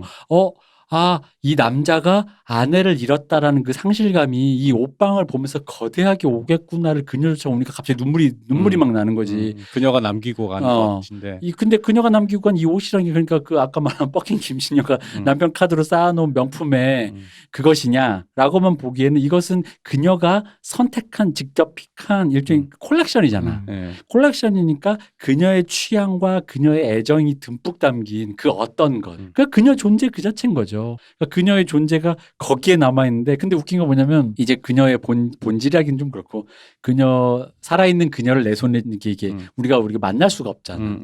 그러므로서 남은 어떤 그런 것 이게 일종의 이제 기억으로 치환될 수 있겠죠. 노멀 피플로 가면은 사랑했던 그 파워풀한 아까 섹스라고 묘사했던 그 기억 장면들. 속에 남은 그 공감각적인 것. 그렇죠. 그 공감각적인 것들만이 나를 지배하면서 그 상실감이 나를 괴롭히는 거죠. 그 상실감 속에서 사람이 성장하기도 하면서 그 상실감 때문에 나를 학대하고 주로 이제 여자 주인공은 자기를 학대하고. 그러니까 이게 제가 몇 번씩 얘기했지만은 그 아이돌 엄마 찍덕들에게 왜 찍으세요라고 물어보면 자꾸 잊혀져서요라고 얘기를 한단 말이죠. 그죠. 그러니까 사실 예술에 대한 욕망이라는 게 사실 그런 거거든. 그런 망각과의 투쟁이라는 말이에요. 이게 그런 정의가 있다라는 거. 망각과의 투쟁인 건데, 그러니까 이 안타깝게 매만지던 그 여자친구 남자친구의 몸과 그 감촉이라는 것들이 이렇게 사실은 재현은 불가능해. 뇌 속에서만 있는 거죠. 기억 속에만 있는 건데, 근데 그걸 재현하려고 그때 기억을 갖고 시간이 지나서 서로 다른 내가 됐을 때 서로 다른 내가 됐을 때 그때의 기억을 재현하려고 아무리 애를 써도 이제 이 대표님이 말씀하신 것처럼 이미 달라져 있기 때문에 그때의 나는 그 지금의 나가 아니야. 그러면 그때 그 감촉을 아무리 재현하려고 해도 100% 같을 수는 없어. 실제로 과학적으로 6개월 만에 거의 다 바뀐다며 이제 그 세포가 한 번씩. 그렇죠. 그래서 기억을 더듬는 거지 사실은 그 행위는 일종의 훈고하기지. 그러니까. 근데 그 자체가 사람을 계속 슬프고 불행하게 만들어요. 사실은 왜 이렇게 됐을까? 사실은 별 문제 없거든. 그때 나를 상대와 그때 새롭게 만나서 리프레시를 시키는 게 사실 가장 이상적이지만 사실은 그렇게 된다면 그때마다 다시 설득을 해야겠다. 뭐라 해야 되지? 다시 관계를 만들어가는 거죠. 근데 그게 아니라 관계라는 건 보통 관성으로 가는 거야. 이미 이제 이 대표님이 처음 얘기하신 것처럼 시작할 때 처음 만나서 첫 관계를 가질 그 모습과 나는 절대 재현이 될 수 없고 그거를 서로 탐하면서 과거에 머무르는 것보다는 이게 끝났음을 인정을 해야 된다라는 건 거죠. 사실 그게 만난 순간에 끝난 거예요. 사실은 안타까운 얘기지만 시작한 순간에 끝난 거고 그걸 받아들이는 과정이 길고 질척하게 있었던 것뿐인 거고 그걸 인정하는 순간에 사실은 근데 그게 불행인가? 불행은 사실 그걸 인정 못하고 계속 더듬어대면서 막 어떻게든 복원해 보려고 애를 쓰는 그 과정이 오히려 더 불행한 거고. 그래서 제가 아까 죽음이라는 거를 부정적인 의미로만 그렇죠. 생각하지 않는다라고 말씀드린 거예요. 그러니까 이미 그거는 받아들였다는 건 죽음과 같은 상태인 것인데 그 죽음이 부정적인 의미에 넌 이제 죽은 거나 다름없어라는 게 아니라 삶이라는 게 그런 형태라는 거지. 중의적인 의미로 그냥 드라이하게 그냥 삶이 그런 거고 근데 그 속에서 빛나는 순간들이 찰나에 사람마다 누구에게나 다 지나간단 말이야. 무슨 첫사랑의 기억이든 뭐 성공의 기억이든 무슨 뭐 대학에 붙었든 뭐든 그것들에 근데 왜 그럴 때 있잖아요. 왜 예를 들면 저희 주변에도 있지만 뭐 좋은 대학 나오신 분, 서울대 나오신 분, 근데 이제 뭐 이렇게 나중에 이렇게 뭐 그렇게까지 막 주변에 무슨 저기 우리 대통령 후보 윤석열 후보처럼 이렇게 대단한 사람이 못된 그런 친구들 중에는 가끔 그런 거 기억 곱씹을 술 먹다가 기억 곱씹을 때 있단 말이야. 내가 서울대 붙었을 때 막 이러면서. 그러니까 이제 그러니까 사람은 자꾸 이제 그런 찰나를 자꾸 뭔가 이게 그게 자기 시절에 그 왜 우리 라떼는 말이야도 사실 그런 거잖아요.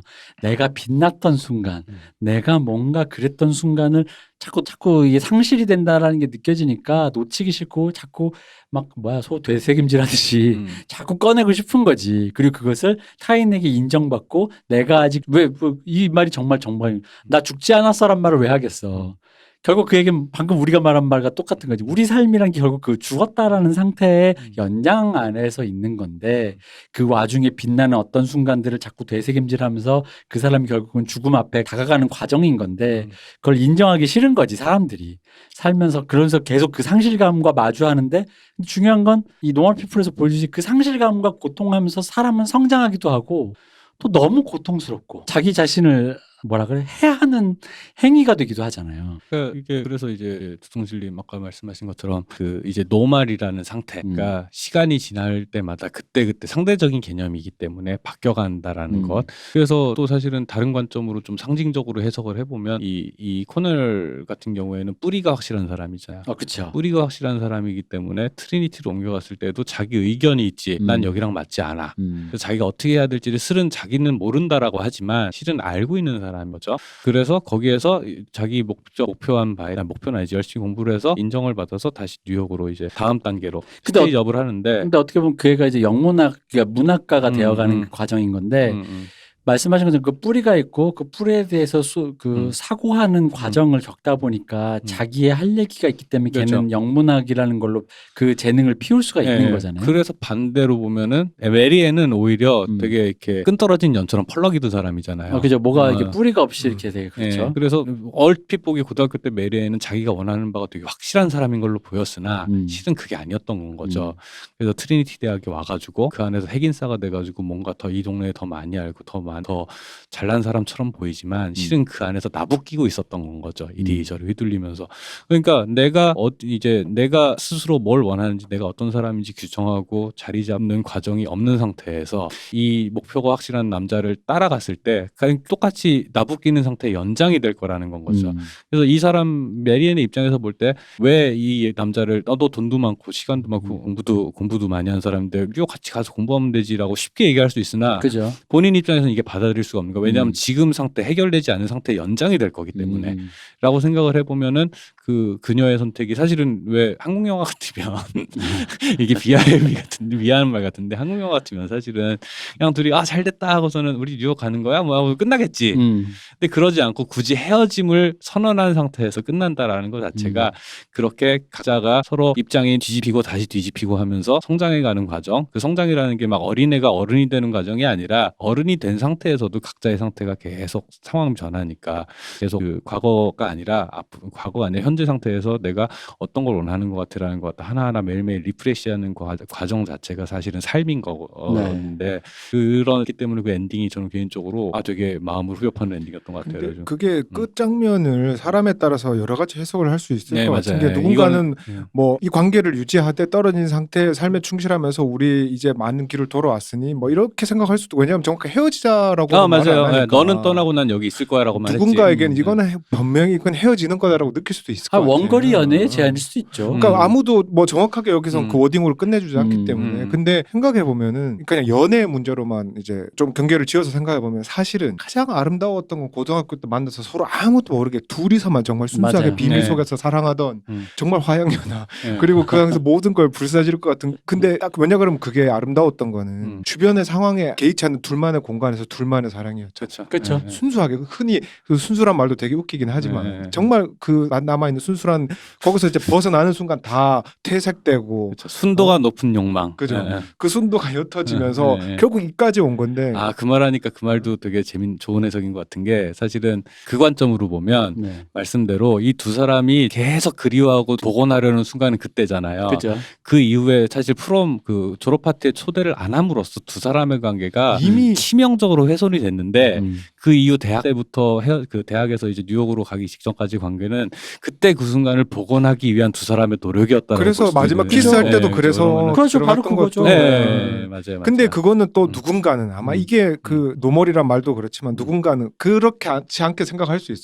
그 힘든 길을 그렇게 돌아와서 둘이 만나서 키스하는 그 순간에 그때 돌아갔구나라고도 느낄 수 있을 것 같아. 복원했기 때문에 다음 일을 또 해야 되는 거지. 짧게 플래시로 지나가기 때문에 그건 정말 순간에 어떤 이 드라마를 따라왔던 각 모든 사람의 자기소개 노멀에 따라서 지정될 수 있는 거지. 이게 그렇죠. 그러니까 뭐 열린 결말이라기보다도 뭐랄까 본 사람이 그 자기가 얼마나 자기의 어떤 삶에 대입을 했느냐에 따라서 딱 나눠지는. 그래서 이 노멀이란 말은 나의 노멀이 당신의 노멀이 아닐 수 있고 왜냐면 누군가가 둘이 친구끼리 싸울 수 있잖아. 야 둘이 헤어진 거야. 라고 네 친구는 아니지. 야 그렇게 하고 둘이 다시 키스했는데 어떻게 헤어지냐. 그냥 잠시 떨어져 있자는 거지 하고 완전히 이 두 사람은 같은 드라마를 봤어도 완벽하게 달라질 수 있다라는 거죠 사실. 근데 또 아까 그 방금 두둥실님이 얘기했던 그 초반의 연애를 또 그런 관점으로 생각을 해보면 저는 그런 거예요. 그러니까 이게 이제 우리가 이제 코넬이 자기 평판에 대한 두려움과 뭐 이게 다 여러 가지로 이제 해석을 했지만 그 둘이 모르게 연애했잖아요. 네. 되게 순도가 높잖아요. 그죠. 그 네. 무슨 얘기냐면은 외부의 터치가 없는 공간에서만 이루어진 거니까 그치. 굉장히 순도가 높은 연애를 한 건데 그 순도가 높다라는 건 다른 의미로 하면 그 고독이나 고립감과도 동일한 거잖아요. 우에노 치즈코 선생님이 이런 말씀하셨어요. 고독하니까 연애를 하는 게 아니라 연애를 하니까 고독한 거다. 인지가 되죠. 네. 네, 그 고립 상태가 인지가 되죠. 강렬하면 강렬할수록. 그러니까 이게 그들이 거기서 느꼈던 것은 고립감이에요. 그들의 사랑이 순도가 굉장히 높았을수록 그리고 그 고립감이 이제 끊어진 상태에서 각자의 삶 속에서 이제 그 고독감을 서로 느껴가는 거잖아요. 그리고 나서 다시 그 관계를 그러다 보니까 복원하려고 어차피 이래도 고독하고 저래도 고독하면 우리가 이 관계를 복원하자. 근데 이제 나이가 들면서 서로 뭐 저는 변했다라고 생각하지만 또 두둥실님이 해서 또 다른 면을 제안하셨는데 그럴 수도 저는 있다고 생각해요. 그 많은 여정을 겪어서 우리가 다시 그래도 그나마 복원을 해냈는데라고 복원해낸다. 이렇게라도 볼 수도 있는 거죠. 근데 이제 결국은 여기서 그럼 중요한 건 거죠. 맨 처음에 우리가 느꼈던 그 고독감이 상실됐느냐. 그러니까 좀 그래도 극복됐느냐. 이렇게 이제 평판 다 얻고 이제 우리 다 됐잖아 이제. 그래서 이제 우리 슬라이고에서 모두에게 공인받는 연인이 되었고 이제 다 대학도 졸업했고 자 이제 됐잖아. 그럼 이제 남은 것은 그때와 지금의 다른 것은 무엇일까? 근데 그게 말 그대로 복원이 완전히 됐다라고는 볼 수 없는 거죠. 그래서 그러니까 복원을 찾아왔는데 복원됐지만 그때 그것은 아니지. 그죠. 복원은 그러니까 표피적인 복원인 거죠, 사실은. 그래서 마지막에 어떤 식으로 보더라도 이 둘이 해피엔딩이라고 볼 수는 없는 거죠. 맞아요. 그러니까 해피엔딩이라는 게 완벽하게 모든 것이 해피리 에버애프터가 되는 그런 해피엔딩은 될 수 없지만 다만 이제 관계의 설정이 어떻게 되는지는 이제 열려 있다라고 생각하는 거죠. 그러니까 마지막 엔딩이 최초의 순도는 절대 복원할 수 없는 그렇죠. 거니까. 그러니까 이미 불타버린 남대문은 아무리 똑같은 죄를 썼어도 그치. 다시 복원해서도 그때 그 남대문은 아닌 거니까. 그죠. 그러니까 마지막에 그 둘의 이별 선언, 그러니까 어쨌든 너 각자 갈 길 가자라는 그 대화가 마지막에 그러니까 그 고독감을 뿌리치려고 뭔가 몸부림치다가 이런 이사단이 났는데 그 고독감을 담담히 받아들인 어른의 자세. 네. 그리고 그 자세라는 게 뭐냐면 아까도 얘기했듯이 오늘 죽거나 내일 죽거나 상관없는 그 상태, 누구에게는 미스테리일 수도 있지만 그 상태를 받아들이는 어른의 상태라는 거죠. 네. 그러니까 그게 근데 어떻게 보면 또 그러니까 애들은 이렇게 성장한다라는 의미로도 노멀 피플인 거야. 애들은 그죠. 애들은 이렇게 성장한다라는 의미로도 노멀 피플이고, 그러니까 그런 느낌이 드는 게 그럼 여기서 잠깐 요 얘기를 하면 이 감독님이 누구냐면 레니 에이브람슨이라고 여러분들에게는 룸 아시죠? 룸이란 영화 모르십니까? 룸? 브리 라슨이 나왔던 십몇 년 동안 감금돼서 납치 감금돼서 애 낳고 전 보지 못했어요. 뭔지는 알아요. 애 낳고 그러다가 이제 그 둘이 탈출해서 이렇게 어쨌든 그 나쁜 놈에게서 탈출해서 이렇게 영화인데 이 감독님이 이거 뒤에 이제 프랭크 찍었어요. 프랭크는 압니다. 칼 뒤집어 쓴 락밴드 이거 나오는데 마이클 파스빈더 나오는 거. 근데 룸도 그렇고 프랭크도 그렇고 룸이 재밌는 게 뭐냐면 룸이 그냥 처음에 소재가 자극적이다 보니까 여자를 뭐 납치해서 임신까지 시켜서 그냥 감금해서 십몇 년을 살았다. 그런데 그 룸이 보면 영화가 탈출하는 장면까지가 굉장히 서스펜스적이라서 약간은 그게 이제 무슨 그런 류의 장르물인 것처럼 보이지만 의외로 영화가 뒷부분 있죠. 그러니까 이런 일이 끝나고 사람들이 화제가 되잖아요. 이런 일이 있었네 하면서. 그래서 그녀가 집에만 있는데 사람들이 애를 키워야 되는데 사람들이 막 와서 어쨌든 막 인터뷰 취재하고 이제 이 부분이 오히려 되게 길어요. 그러니까 이 사람이 이걸 어떻게 감내하는가. 내 인생이 어쨌든 어떤 변곡점에서 굉장히 남과 다른 업노멀한 상태를 겪은 상태에서 사람들의 주목을 받는데 이것을 이 인간이 어떻게 버텨나가는가. 프랭크도 마찬가지거든요. 마이클 파스빈더가 약간 이렇게 머리가 약간 이상해진 거잖아요. 뇌수술 같은 걸 해가지고. 그래서 그거를 숨기려고 약간 근데 재능은 뛰어나서 음악적 재능은 뛰어나서 탈 뒤집어 쓰고 밴드를 하는데 결국은 그게 마지막에 그러니까 음악이 자기가 원하는 음악이 아니라 이 사람은 진짜 예술가니까 내가 원하는 조금이라도 순도가 달라진 음악을 했을 때 받아들일 수가 없는 거잖아요. 그게 관객이 더 많아지든 돈을 많이 벌든 그래서 도망가는 거고 그걸 나중에 이 목격자인 주인공이 이 사람의 상태를 보면서 이해하는 거잖아요. 그래서 마지막에 프랭크 담담하게 노래를 부르는데 결국 그러니까 사람이 얘기해보자면 레니 에이브럼슨의 약간의 이건 약간 조금 이렇게 과하게 조금 더 이제 관심법을 좀 엮어보자면 사람이 변할 수밖에 없거나 받아들일 수가 없는 것들이 있거나 받아들여야 하는 것, 받아들일 수 없는 것들이 있는데 이걸 어떻게 버텨나가야 하는가에 대해 되게 관심이 많은 것 같아. 그러니까 전체적인 영화의 어떤 맥락들이라는 게 인간이 이걸 어떻게 버티는가. 근데 저는 진짜로 왜냐면 거의 5, 6, 7, 8, 9화는 거의 죽다 살아났거든요. 노멀 피플을 보다가 이걸 버텨낸다라는 거. 근데 그러다 보니까 전 마지막에 그 인서트가 진짜 눈물이 막 났었는 그 정도인데. 이 대표님이 되게 버텨냈다 막 이렇게 하드하게 표현을 하셔서 그런데 되게 촉촉한 멜로드라마예요. 그 정도 아닌데 이제 그 이 대표님의 감흥이 그랬다라는 얘기인 거고. 저의 그 예. 과몰입이 예, 약간 이제 그랬다. 근데 이제 그냥 평균의 기준으로 볼 때는 되게 섬세하게 그려낸 멜로드라마입니다. 네, 그렇습니다. 촉촉합니다.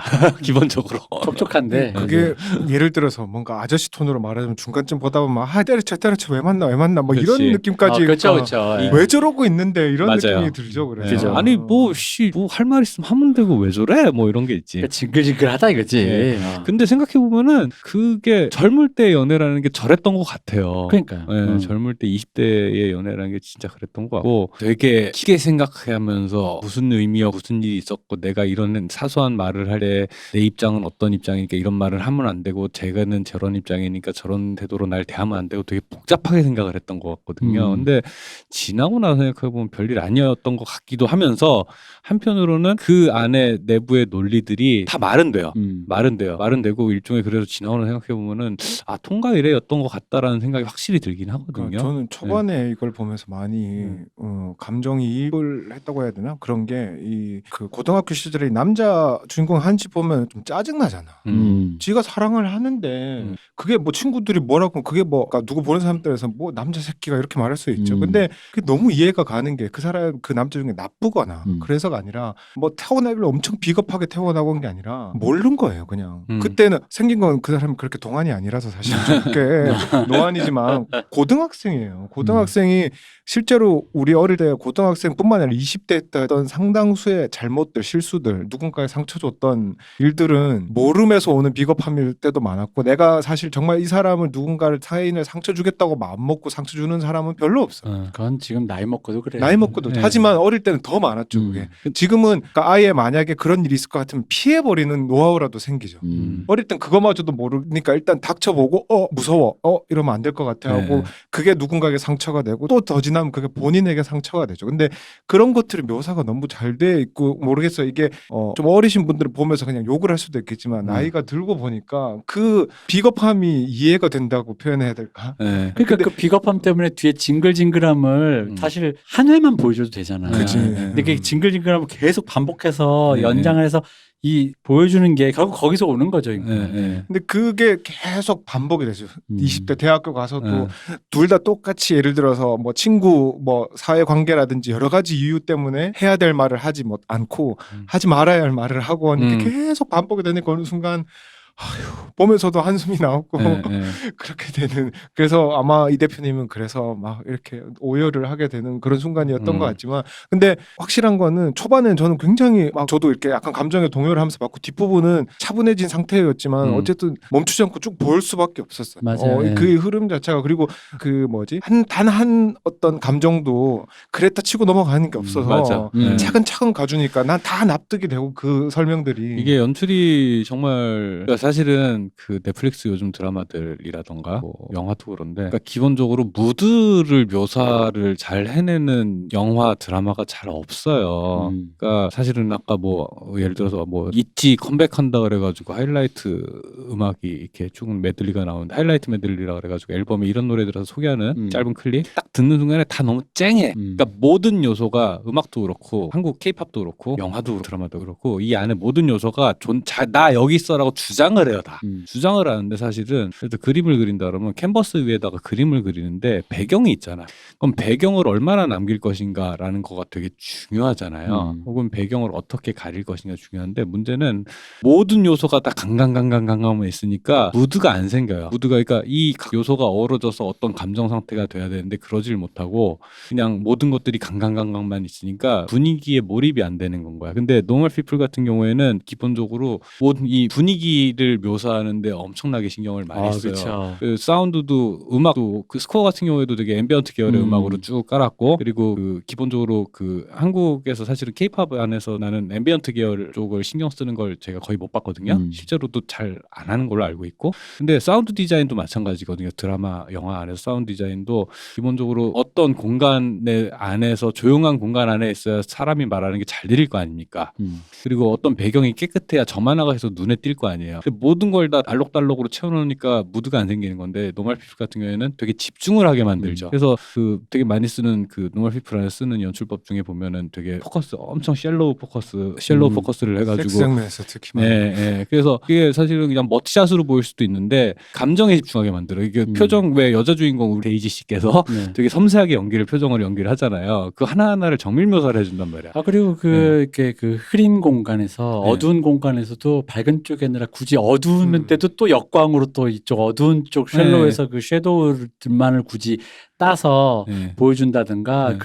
그리고 또 앞통수가 아니라 뒤통수 이건 뭐 봉준호 감독도 잘하는 거지만 뒤통수라든가 그러니까 여러 가지 그 무드들 이 사람이 그러니까 우리는 주인공 보여주기 바쁜데 이 주인공이 무엇을 보고 있다. 이 주인공이 어디에 어떤 있다. 공간에 있다. 그리고 어떠한 행위를 하고 있고 무엇에 집중을 하고 있다라는 것에 굉장히 이 영상들이 엄청 포커스를 하는데 뭐 이거 저는 소설책을 안 읽어봤습니다만 우리 한수석이 읽었대요. 한수석에 물어봤더니 한수석 말에 의하면 소설은 굉장히 생각보다 평범하다. 연출을 잘하는 거에 가깝지 않을까요? 그래요? 라고 말씀을 하시더라고요. 그 소설이 그 여자 그 이름이 나온 그 셀리 루니요. 그게 부커상 탔다고 하더라고요. 그 나이가 91년생이시더라고요. 근데 사실은 그냥 시나리오도 썼어요. 시나리오도 같이.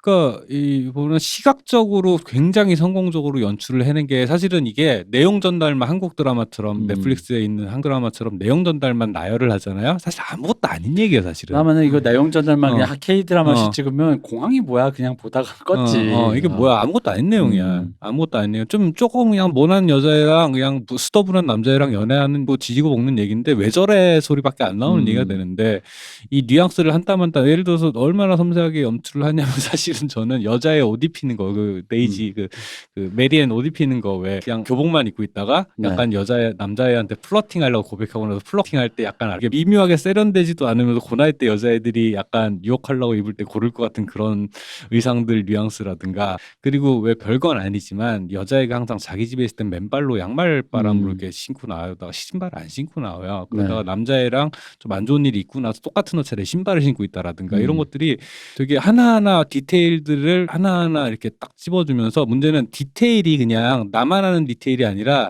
배경을 적절히 비움으로써 눈에 띄게끔 해서 기능하게끔 연출을 해줘요. 그러니까 그런 것들이 그 손석에 이제 두백수님이 지적해 주시지 그랬다 치고 넘어가는 게 없이 한 땀 한 땀 한 땀 감정을 에스컬레이트 시키기 위해서 정확하게 찍고 넘어가고 하는 솜씨가 이게 없었으면 그냥 대본만 놓고 쭉 봤을 때 이게 뭐야라고 했을 가능성이 상당히 그러니까 대본만 만약에 그 대사와 상황만 복귀하면 영상 없이 그럼 실제로도 조금 진짜 노멀하죠. 근데 영상이 진짜 뭐 찝어가고 있는 그 실력이 엄청 대단하기도 하고 그러니까 그 공간들을 묘사해내는 방식들이라는 게 말씀하신 대로 정말 무드. 사실 무드 그 자체잖아요. 네. 대사도 평범하고 사실은 그죠. 그냥 무드 그 자체로 그 어떤 그 감정의 고를 깊게 이렇게 파내는데 그런 것들이 좀 멋있죠.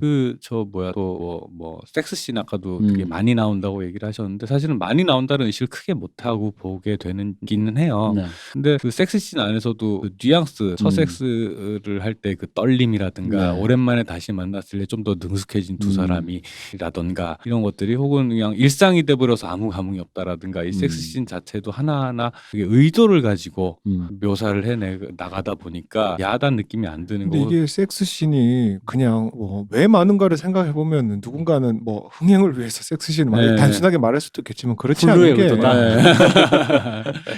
5분마다 한 번씩 벗어라.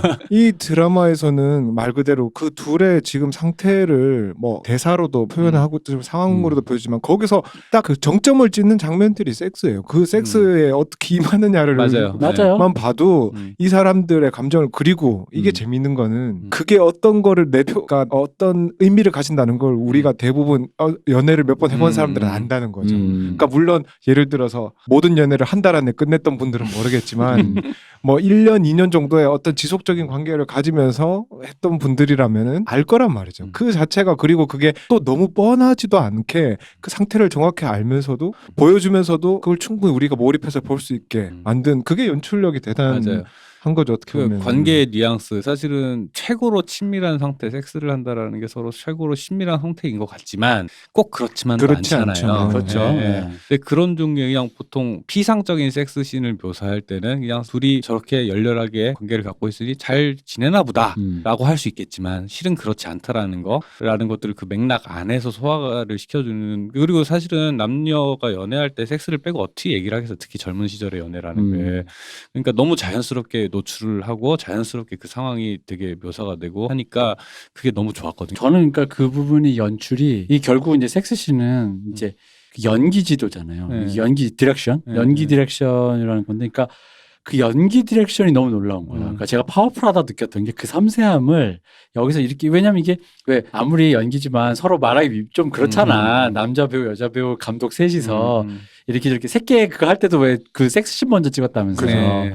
그러니까 그 이유가 이 감정이 골이 여기까지 바닥을 칠 거라 내가 보기에는 제가 보기에는 한번 둘이 경험을 하게 해놓고 그러니까 미래를 미리 알게 해놓고 이제 연기를 이제 쭉 타임라인으로 이제 연기를 시킨 거겠죠. 이제 그런 것처럼 이 섹스씬을 연기시킬 때 그 단순히 뭐 너가 여기에 손을 얹고 이런 문제가 아니라 어떤 감정이어서 이것을 어떻게 그런 류의 그 섬세한 디렉션이 이 둘이 섹스를 하고 있는 것 뒤에 감독과 이 배우들과의 긴밀한 커뮤니케이션이 새끼를 볼 때처럼 맞아요. 굉장히 그 깊이가 느껴졌다라는 거죠. 그래서 파워풀하게 느꼈다는 거고, 아, 이 되게 엄청나게 그냥 단순히 섹스니까 뭐 둘이 지금 척 섹스니까 너희들은 설렌 척하면서 그냥 해 하고 그냥 찍은 그런 게 아니라, 그렇죠. 그런 게 아니죠. 그냥 그 어떤 하나하나 손동작이라든가 그런 모든 디렉션이 의도가 있죠. 의도가 있고 그런 것들이 그 둘의 어떤 무슨 말씀하신 설렘이든 또 다른 만남이든 약간의 그런 뭐 권태라든가 이런 것들을 다 이렇게 표현하게 되는 거니까 그 부분이 그러니까 그 디렉션이 정말 저는 되게 네, 탁월했다고 생각해요. 맞아요. 그 새끼 이후로 되게 오랜만에 되게 맞아요. 잘 찍은 러브씬들이었고 그리고 그 저는 이제 반가웠던 게 뭐냐면 이런 식으로 연출에 접근하는 작품을 영화 드라마 통틀어서 너무 오랜만에 봤어요. 아 오랜만에 봤죠. 진짜 오랜만에 봤어요. 그러니까 저는 퀸스 갬빗도 마찬가지고 노멀 피플도 마찬가지고 좋았던 이유가 뭐냐 그러면 오소독스하다고 그래서 맞아요. 저는 네. 그런 류를 가면 갈수록 더 좋아하게 돼. 음악도 그렇고 뭔가 파격적이고 이런 거는 그때 잠깐의 호기심은 있을 수 있는데 결국 쭉 보게 되는 거는 이제 제가 나이가 들어서 그럴 수도 있겠지만 거기서 오는 쾌감인 것 같은데 둘 다 그랬어요. 저는 퀸스 갬빗도 마찬가지고 뭐 대단할 건 없어 보이지만 맛있잖아요. 거기서 이렇게 가는 그 맛이라는 게 그러니까 진짜 이야기 안에서 보여줘야 될 장면을 잘 만들어서 내놓는단 말이죠. 그러니까 사실은 요즘에 이제 그 특히 한국에서 사소한 노출, 사소한 어떤 성적 묘사 갖고 일일이 시비를 털어대는데 그런 분위기 안에서 좀 약간 답답한 느낌이 있다가 필요한 장면이니까 과감하게 벗어서 그걸 되게 정밀 묘사를 하고 필요한 장면이니까 이런 대사도 쓰고 사실은 우리나라에 필요한 이야기는 오히려 어떤 여성주의니 남혐이니 이러면서 싸우니까 그런 얘기를 피해가는 게 아니라 그런 캐릭터들이 나와서 어떤 삶을 사는지를 묘사하는 얘기가 저는 오히려 필요하다고 생각을 하거든요. 네. 근데 그런 부분들은 이미 다 거세하고 외면한 상태로 마치 그런 일이 없는 것처럼 모두들 살아요. 근데 그게 아니라는 거지. 그런 이 시대를 사는 젊은 사람들 혹은 나이 든 사람들이 그렇게 뭐 386이든 뭐 오세훈에게 투표한 20대든 그런 각각의 캐릭터들이 실제 세계에서 마치 부딪혀서 사는 얘기를 보여주는 것처럼 만드는 작품들이 필요한데 그런 묘사를 갖다가 의도적으로 피해가다 보니까 이제는 얘기할 게 없는 건 거야 이제. 그죠. 네. 피상적인 묘사만 있고. 갑자기 생각했는데 한국판 노멀 피플을 지금 만들면 이거 약간 이것도 욕먹을 수도 있지만 어떤 대학교에서 만난 페미니스트 여대생과 일배 둘이서 아무도 모르게 왜냐하면 들키는 순간 둘의 사회관계는 끝이기 때문에 사랑에 빠져서 둘이 골방에서 사랑을 저는 오히려 그런 얘기가 필요하다고 생각을 해요. 진짜 농담이 근데 아니라 재밌을 진짜로. 것 같아 솔직히 나 말하면서 그러면 아니, 재밌죠. 잘 찍으면 네. 그러니까 뭐 예를 들어서 그냥 보통 이제 평균의 보통 20대 대학생 한국에서 대학생이면 어느 정도 팸코나 엠팍 같은 거 하면서 반페미 성향을 띠를 거고 한국에서 대학을 다니는 여자 학생이면 페미니즘의 영향을 아무리 못 받아도 웬만큼은 받았을 것이고 그럼 그 두 사람들이 실제 세계에서 연애해서 남자 여자로 만나서 좋은 거랑 이념적인 면에서 어떤 특정 사안에 있어 둘이 갈등하는 거랑 사실 어느 정도 예상이 되는 부분들이 있잖아요. 네. 그럼에도 불구하고 이 두 사람이 인간으로서 어떻게 관계를 맺고 가는 것인가. 나는 이런 얘기를 지금 대중문화 혹은 순수문화 예술이든 해줘야 된다고 생각을 하거든요. 근데 다들 그냥 마치 그런 일이 없는 것처럼 생각을 하고 살고 있는 건 거지. 얕은 고구마와 시원한 사이다가 필요한. 네. 요즘 그 모든 장르가 그렇잖아요. 네. 요즘 모범 택시도 뭐 요즘 흥행하고 있다 그러는데 모범 택시도 그렇고 제가 작년에 이태원 클래스 잠깐 언급하면서 그게 이제 시대 정신이라고 했던 이유는 그게 좋은 의미든 나쁜 의미든 사람들이 결국 이런 것만 보고 싶어 한다는 의미의 시대 정신이라고 얘기했던 그렇죠. 거거든요. 네, 네. 그냥 거기 보면 이태원 클래스가 재밌었던 게 우리 그때도 얘기했지만 주인공은 고민 안 하잖아요. 주인공에겐 사실 역경은 주어지지만 주인공이 그 역경 속에서 곤란해져야 뭐 곤란이지. 그 이태원 클래스 자세히 보면은 주인공에게 역경은 오는데 주인공은 별로 안 곤란해. 괜찮아? 맨날 이런 식의 말. 대안이 다 준비돼 있어. 그 오히려 주변 사람들이 어떻게 해요 대표님이잖아요. 그러니까 이제 사람들은 그런 사이다만 그냥 사이다가 이미 준비돼 있어야 돼. 얕은 고구마 그리고 그다음 그냥 거대한 사이다. 이런 식으로 그냥 가는 시대니까 사실 제가 아까 공항 올 뻔했다는 그 5, 6, 7, 뭐 18을 고구마밖에 없잖아요. 솔직히 그치. 이 드라마가 고구마밖에 없어요. 이건 그냥 고구마 한 박스야. 근데 이런 게 안 만들어지고 뭐 말씀하신 정치적인 거든 이념적인 건 모든 걸 떠나서 그러니까 어떤 작품이라는 게 고구마도 있고 사이다도 있고 그 사이에 어딘가에 뭐도 있고 저도 있는데 사람들이 이제 사이다만 찾는 시대인 거지. 음료가 사이다만 있는 것도 아닌데 또. 있을 법한 캐릭터들이 할 만한 이야기를 하면서 뭐 그 안에서 뭐 판타지가 있을 수 있고 뭐 여러 가지 일들이 벌어질 수있지만 그런 걸 보고 싶은 거예요. 이제 동시대를 사는 사람들의 모습을 참아내서 보고 싶은 거죠. 그죠. 근데 또 이게 아까 제가 말했던 대로 이 두 작품 같은 경우에는 약간 전통적인 방식의 뭐 오소독사함에 저는 좋았다고 했지만 이게 뭐 이 자리에서 굳이 안 해도 되는 이야기긴 한데 저는 이제 요즘 하는 일상 그래도 제 나이의 다른 분들보다 좀 젊은 분들을 자주 보게 되고 그래도 얘기라도 몇 마디 뭐 어떤 다른 뭐 이해관계 없이 나눌 기회들이 그래도 종종 있는데 저는 정말 깜짝 놀란 게 요즘에 대부분이 넷플릭스 예를 들어 퀸스 갬빗 너무 재밌었어요. 저한테 그러면 그거 재밌죠 뭐 이렇게 하는데 다 1.25배로 보는. 네 맞아요. 맞아요 맞습니다. 그래서 맞아요. 그래요? 그러면은 그게 그렇게 봐도 재밌어요? 다 재밌대요.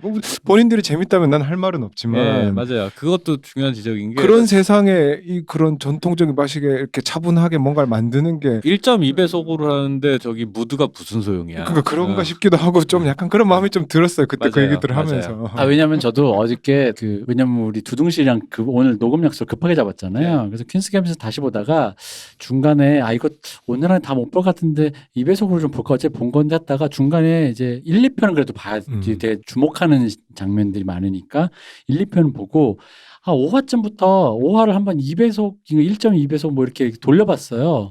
그랬더니 영화가 물론 그 5화, 5, 6, 7화가 원래 좀 그런 에피소드긴 한데 원래도 그런 에피소드인데 그렇게 돌리니까 정말 뭐가 아무것도 없고 어떻게 됐냐면 상대가 누구야 이겼네 끝 이건 거야. 그러니까 무슨 일이 있었는데 오케이 알았어 되는 거죠. 맞아요. 그러니까 그래서 이렇게 보는 게 어떤 의미지? 약간 이런 거 있잖아요. 그런 면에서 퀸스 갬빗 연출자도 어느 정도는 시주와 타협을 한 면도 있어요. 사실은 보면은 왠지 그런 싸워서 이긴다라는 그죠? 그 도드라지는 어떤 플롯 포인트라는 걸 정확하게 짚어줘야 되니까 어느 정도는 타협을 하긴 했어요. 그래서 역시 결국 BBC다. 네, 그렇습니다. BBC가 희망이다. BBC와 HBO만이 희망입니다.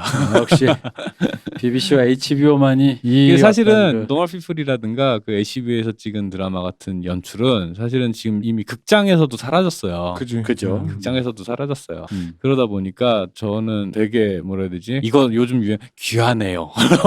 그렇죠. 귀하네요. 이건 귀하네요. 이런 말을 할 수밖에 없어요. 이게 점점 명확히 갈라지다 보면은 예를 들어서 매체 그러니까 아까 제가 잠깐 말씀드렸는데 그 VR 오큘러스 퀘스트 네. 2를 재미삼아서 한번 해보고 있는데 이게 그러니까 세대가 그 자기들이 사용하는 매체와 미디어와 그 디바이스들이 계속 바뀌고 있잖아요. 그러니까 저한테는 넷플릭스는 아무리 넷플릭스라 그래도 최대한 큰 화면에서 보고 싶은 화면이라면은 또 어린 친구들한테 물어보면은 넷플릭스는 그냥 아이패드 노트북에서 보면 되는 거예요. 침대에 누워가지고 자기 전에 보는. 그러니까 저는 아무리 뭘 그걸 봐도 그걸로 못 보겠는 사람인 거예요. 근데 그런 사람들한테 뭐 미정센이 뭐 이렇게 가지고 막 광활한 배경이 이게 뭐 의미가 있나 싶기도 그렇죠. 하고. 1.2배속인데 앰비언트가 어쩌고저쩌고. 그리고 그 다음 세대로 가면 이제 우린 모르겠지만 세상이 어떻게 바뀔지 모르겠지만 지금 말들 대여섯 살 된 친구들은 모두가 VR로 360도 화면을 볼 건데 그러면 이제 세대에 맞는 작품들이 차라리 나오는 게 우리 같은 저 틀딱들에게 맞는 2.35대 19대 이 영화들을 만들어주고 그러니까 뭐 이제 그렇게 되지 않을까. 맞아요. 매체에 맞는 게 맞는 게 제가 이제 저 어릴 때 영화만 좋아할 때 영화에 대해 아무것도 모르던 어린 시절에 우연히 TV에서 유명 감독이라고 해서 다큐멘터리가 하는 거예요. 외국 건데 이제 더빙해가지고 그때 감독이 지금 데이비드 린 감독님이었어요. 아라비아 로렌스와 사람들이 편집 얘기를 하는 거야. 그땐 편집이라는 게 뭔지도 몰랐는데 편집이 장면을 찍어서 붙이는 거래. 근데 데이비드 린 감독은 우리 옛날 편집기 스팀백 있잖아요. 그 스팀백 속에서 막 몇만 자씩 되는 그 필름 더미에서 직접 편집하신대요. 편집 기사 없이 그 자기 딸이랑 그거 한번 해보신 분 없겠죠. 우리는 해봐서 아는데 그게 진짜 짜증 나거든요. 짜증 정도가 아니라 모르시는 분에게 잠깐 설명을 드리면 현상한 필름을 아주 쉽게 얘기하면 현상한 필름을 직접 커터로 하나하나 잘라서 테이프로 붙이는 작업을 합니다. 실제 테이프로 붙입니다. 진짜 말 그대로 손으로 그러니까 커터로 잘라서 테이프로 붙입니다. 근데 이게 테이프 영화 필름이니까요. 이 필름이 긴 영화면 그냥 뭐야 그 진짜 1초에 24장. 막 뭐랄까 왜 강아지가 풀어버린 휴지처럼 이게 편집실을 막 그냥 엄청나게 이렇게 돼요. 근데 이제 그거를 직접 하신대. 근데 그러면서 데이비드 린 감독의 편집술이 되게 높은데 그 중에 최고가 뭐냐 했더니 어릴 땐 그분들이 꼽았던 씬이 아라비아 로렌스에서 내일 가야 돼 하면서 클로즈업으로 촛불을 그 장면은 책에도 나오는 그죠. 훅 끄면서 불이 딱 꺼지면 그 다음에 이글거리는 태양이 그 석양 그 사막에서 쫙 오르는 그걸 컷을 붙였다 이거를 얘기를 하고 책에도 나오고 되게 유명한 샷이잖아요. 어릴 땐 근데 그러면서 이제 실제로 그 다큐에 그 장면이 나오지만 내가 어리니까 이게 왜 좋은지 모르겠는 거야. 근데 이제 나중에 이제 영화를 이제 극장에서 봤어. 아라비아 로렌스 그때 개봉할 때. 그때 그 큰 그 마지막 남아있던 거 대한극장 70mm 하면 그걸로 보면 그게 뭔 말이냐. 갑자기 영화가 극장이 확 어두워졌다가 갑자기 진짜 눈앞에 눈이 따가울 정도로 이게 약간 태양이 올라오는데 이야 싶은 거야. 진짜 멋있는 거야. 이게. 맞아요. 그래서 그런 매체 이제 사이즈라는 게 생각보다 사람한테 되게 중요하고 어디서 보느냐, 어떤 환경에서 보느냐, 어떤 태도로 보느냐가 되게 중요하잖아요. 네. 그런데 거기엔 당연히 디바이스 영향이 커지는 거고. 근데 다만 저는 디바이스가 어떻게 바뀌고 환경이 어떻게 바뀌고 간에 그러니까 그런 건 거예요. 어쨌든 무언가를 이야기를 누군가에게 전달을 하는 거잖아요. 어쨌든 대중매체 안에 전달하는 거. 팝음악 같은 경우에도 어떤 3분 안에 어떤 감정을 전달하려고 하는 건데 그러니까 이런 거지. 이런 게 내가 꼰대가 되는 거라고 느끼는 게 뭐냐면 이게 다 이거 갖고 이게 다야? 이거 갖고 얘기가 된 거 맞아? 라는 항상 그냥 뭔가 똥 싸다 말고 일어나는 것 같은 느낌의 작품들이 특히 넷플릭스 오리지널들 영화가 한 20% 모자라요. 뭔가 만들다 말았어. 모든 오리지널 드라마 영화 할 거 없이. 근데 이게 다야? 싶은데 문제는 이 정도만 해도 충분하니까 이 정도를 하는 거겠지라는 생각이 들어요. 그러니까 모르겠어요. 그러니까 이게 사람들이 대한 매체의 콘텐츠를 대하는 태도가 이 정도면 충분하다고 느끼니까 이렇게 하는 건 건지. 그것도 알 수가 없는 게 넷플릭스가 흔히 말하는 왓챠처럼 무슨 이렇게 그거 좋아요 싫어요 말고는 무슨 리뷰가 없잖아요. 그러니까요. 예를 들어 애매하다도 있을 수 있거든. 볼만해요도 있을 수 있고. 근데 그러니까 저의 짐작은 일종의 가두리 양식을 하고 있잖아요. 플랫폼들이 이제 그 유저들을 가두리 양식하는 게 가능하고 그 안에서 사람들이 새로운 거를 그냥 적절하게 제공만 해주면 그냥 대충 이 정도면 됐지 뭐 하고 보고 치운다라고 하는 게 어느 정도 증명이 됐다 보니까 오히려 역으로 사람들이 사실은 100을 보여줘도 또 엄청 좋아할 건데 한 5, 60만 보여줘도 또 만족을 하니까 5, 60만 계속 만들고 있는 건 아닌가 뭐 이런 생각 들기도 하고. 근데 저는 제 생각은 그래요. 퀸스 갬빗 같은 게 나오는 거 봐도 그렇고 그다음에 그 킹덤 그 우리나라 드라마 했던 김은희 작가 인터뷰를 보니까 그렇게 말하더라고요. 넷플릭스는 돈 준 거 말고는 한 게 없다. 그래서 뭐 와가지고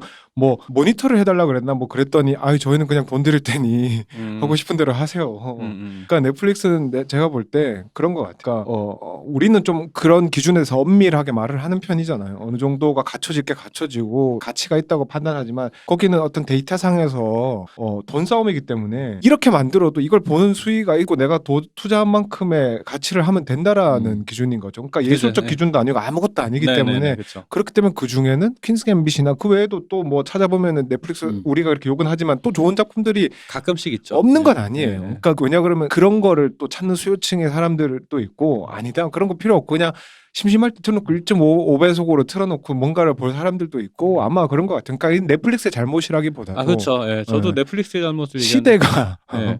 그런 거겠죠 아마. 아니 근데 그런 거 있는 거지. 넷플릭스가 자만하면 내 생각엔 계속 이런 식으로 오리지널을 만들면 퀸스 갬빗 같이 이제 그건 어떤 잘 만들었기 때문에 사람들이 호평한 건 맞아요. 네. 그죠. 그러니까 이런 식이면은 우리 옛날 사라진 이 IT 버블 때 사라진 사이트들 있지 않습니까? 엠파스라던가 뭐 알타비스타, 음, 좀 더 크게 봅시다. 세계적 라이코스라든가 알타비스타처럼 이러다가 사라진다. 디즈니도 있고 훌루도 있고 뭐 많은데 그렇죠. 아마존 프라임도 있는데 이러다가 진짜 사라진다. 저는 늘 주장하는 게 헐리우드의 명작은 제작자의 의도와 돈을 주는 제작자와 그것을 배임하려는 감독 간의 끝없는 그 긴장 관계 속에서 탄생하는 이상한 돌출된 결과물이 아름다운 그 헐리우드의 위대한 작품들과 망작들 사이에서 경계를 이룬 거지. 그렇죠. 무조건 돈 줬다고 뭐 감독이 예술혼을 무조건 불태웠다고 해서 100% 태웠더니 좋은 작품 나왔거나 프로듀서가 무조건 못 살게 굴어서 감독이 쭈그러져 있었더니 졸작이 나오거나 이러지 않아요. 그죠. 그러니까 넷플릭스조차도 돈을 주니까 뭐 알아서 하시겠죠가 아니라 그러니까 이 세상 예술 작품이라는 건 그런 거라는 거지. 그런 긴장 속에서 특히 이렇게 영화 산업처럼 영상물처럼 수많은 인력이 무슨 피카소처럼 혼자서 들어가서 뭐 무슨 소설가처럼 뭐 이렇게 그게 아니라 이런 뭔가 노동집약적이고 자본집약적인 이런 산업이라는 건 그렇게 돌아가는 건데 넷플릭스 자만하면 알타비스타 꼴 난다. 약간 이제 이런 걸 하는 거지. 근데 뭐 사실 우리 입장에서는 뭐든 사실 더 저렴하게 많은 좋은 작품을 보게 해준 누구든 손을 들어줄 수 있지만 사실 지금 저도 생각해 보면은 좀 짜증스러운 게 매달 나가는 돈이 이제는 상당해요. 상당해요. 그러니까 왜냐하면 뭐도 하나에서 해결이 안 되니까. 네, 왓챠, 넷플릭스, 웨이브 이렇게 세 개 보면은 그 돈만 3만 원. 유튜브 프리미엄 또 광고 이제 못 보겠거든. 거기에다가 뭐 이렇게 하면은 그 또 제일 웨이브 같은 경우에도 저는 가끔 올라오는 거기 그 뭐지? 아까 우리 봤던 노멀 피플도 있고 그다음에 뭐 갱스 오브 런던 시리즈 그 영국에서 엄청 히트쳤던 게 있어요. 그런 가끔 이렇게 수입해오는 것들이 있어요. 근데 그런 건 거의 없고 주로 저는 보는 거는 라디오 스타. 왜냐면 그거는 시간 지나도 틀어놓고 딴짓 할 때 인터넷 볼 때 근데 틀어놓기 좋으니까 뭐 러닝맨 이런 건 솔직히 제가 못 보고 근데 그런 거밖에 쓰는 게 없는데 매달 꼬박꼬박 돈은 나가고 있죠. 근데 끊지를 못 하겠는 거야. 근데 그 하나에 설키니까. 맞아요. 아쉬울 때가 한 번씩 있으니까. 맞아. 그러니까 하나에 뭔가 또 다 있었으면 좋겠는데 아마 그런 시대는 이제 안 오겠죠. 아니야. 이게 이제 스포티파이가 최대의 강자가 된 것처럼 최종 승자가 한 명이 저는 왠지 디즈니가 다 때려주고 디즈니가 HBO를 아니지. 그럼 안 되지. HBO는 HBO대로 살아야 돼. 안 돼요. 디즈니가 HBO를 먹게 냈더만. 그렇죠. 근데 그 뭐지? 얼마 전에 왓챠도 사실 해놓고 거의 왓챠에도 막 이상한 게 너무 많이 올라와서 많이는 안 보는데 얼마 전에 정말 그래도 좋았던 거는 그 왕가이 리마스터링이 한 번에 싹 다 올라왔어요. 근데 생각해 보니까 제가 화영연화나 후기 거는 여러 번을 좋아해서 많이 봤는데 솔직히 저는 그때 나왔던 시절에 20살 그 시절에 중경사님 별로 안 좋아했거든요. 왜냐 그러면은 제가 동사소독은 제 기억이 맞으면 극장에 가서 봤어요. 그건 괜찮아요. 중경삼님을 그 당시 학교에 있던 자글자글한 비디오 그 화질도 별로 좋지 않은 걸로 볼 때 이거 뭐야 이랬던 기억이 나요. 그리고 안 봤는데 다시 그걸로 오늘 이번에 왓챠에서 올라온 걸 봤는데 이제 다시 보니까 그게 그렇게 좋네. 죽여주지 뭐. 그러니까 그 휘씨 같은 경우에는 원래도 이런 BBC, HBO가 대표적이죠. 네. 이제 작가 감독들에게 어떤 예술적인 성취를 추구하게끔 어느 정도 좀 어떤 구조인지 모르겠어. 밀어주는 건지 아니면 하게 냅두는 건지. 근데 전통이 있어. 왜냐면 제가 옛날에 왜 한참 그 작가 생활할 때 제일 감동받았던 게 제가 옛날에 그랬잖아요. 이놈의 한국은 한글에다가 작가 개개인이 지멋대로 쓴 포맷대로 다 대본 적어오잖아요. 네. 뭐 툴 없어. 근데 헐리우드는 그 스크립트 라이터 그 툴이 있잖아요. 그래서 네. 걔네들은 딱 그치, 포맷 양식이 양식 있지. 있잖아요. 네.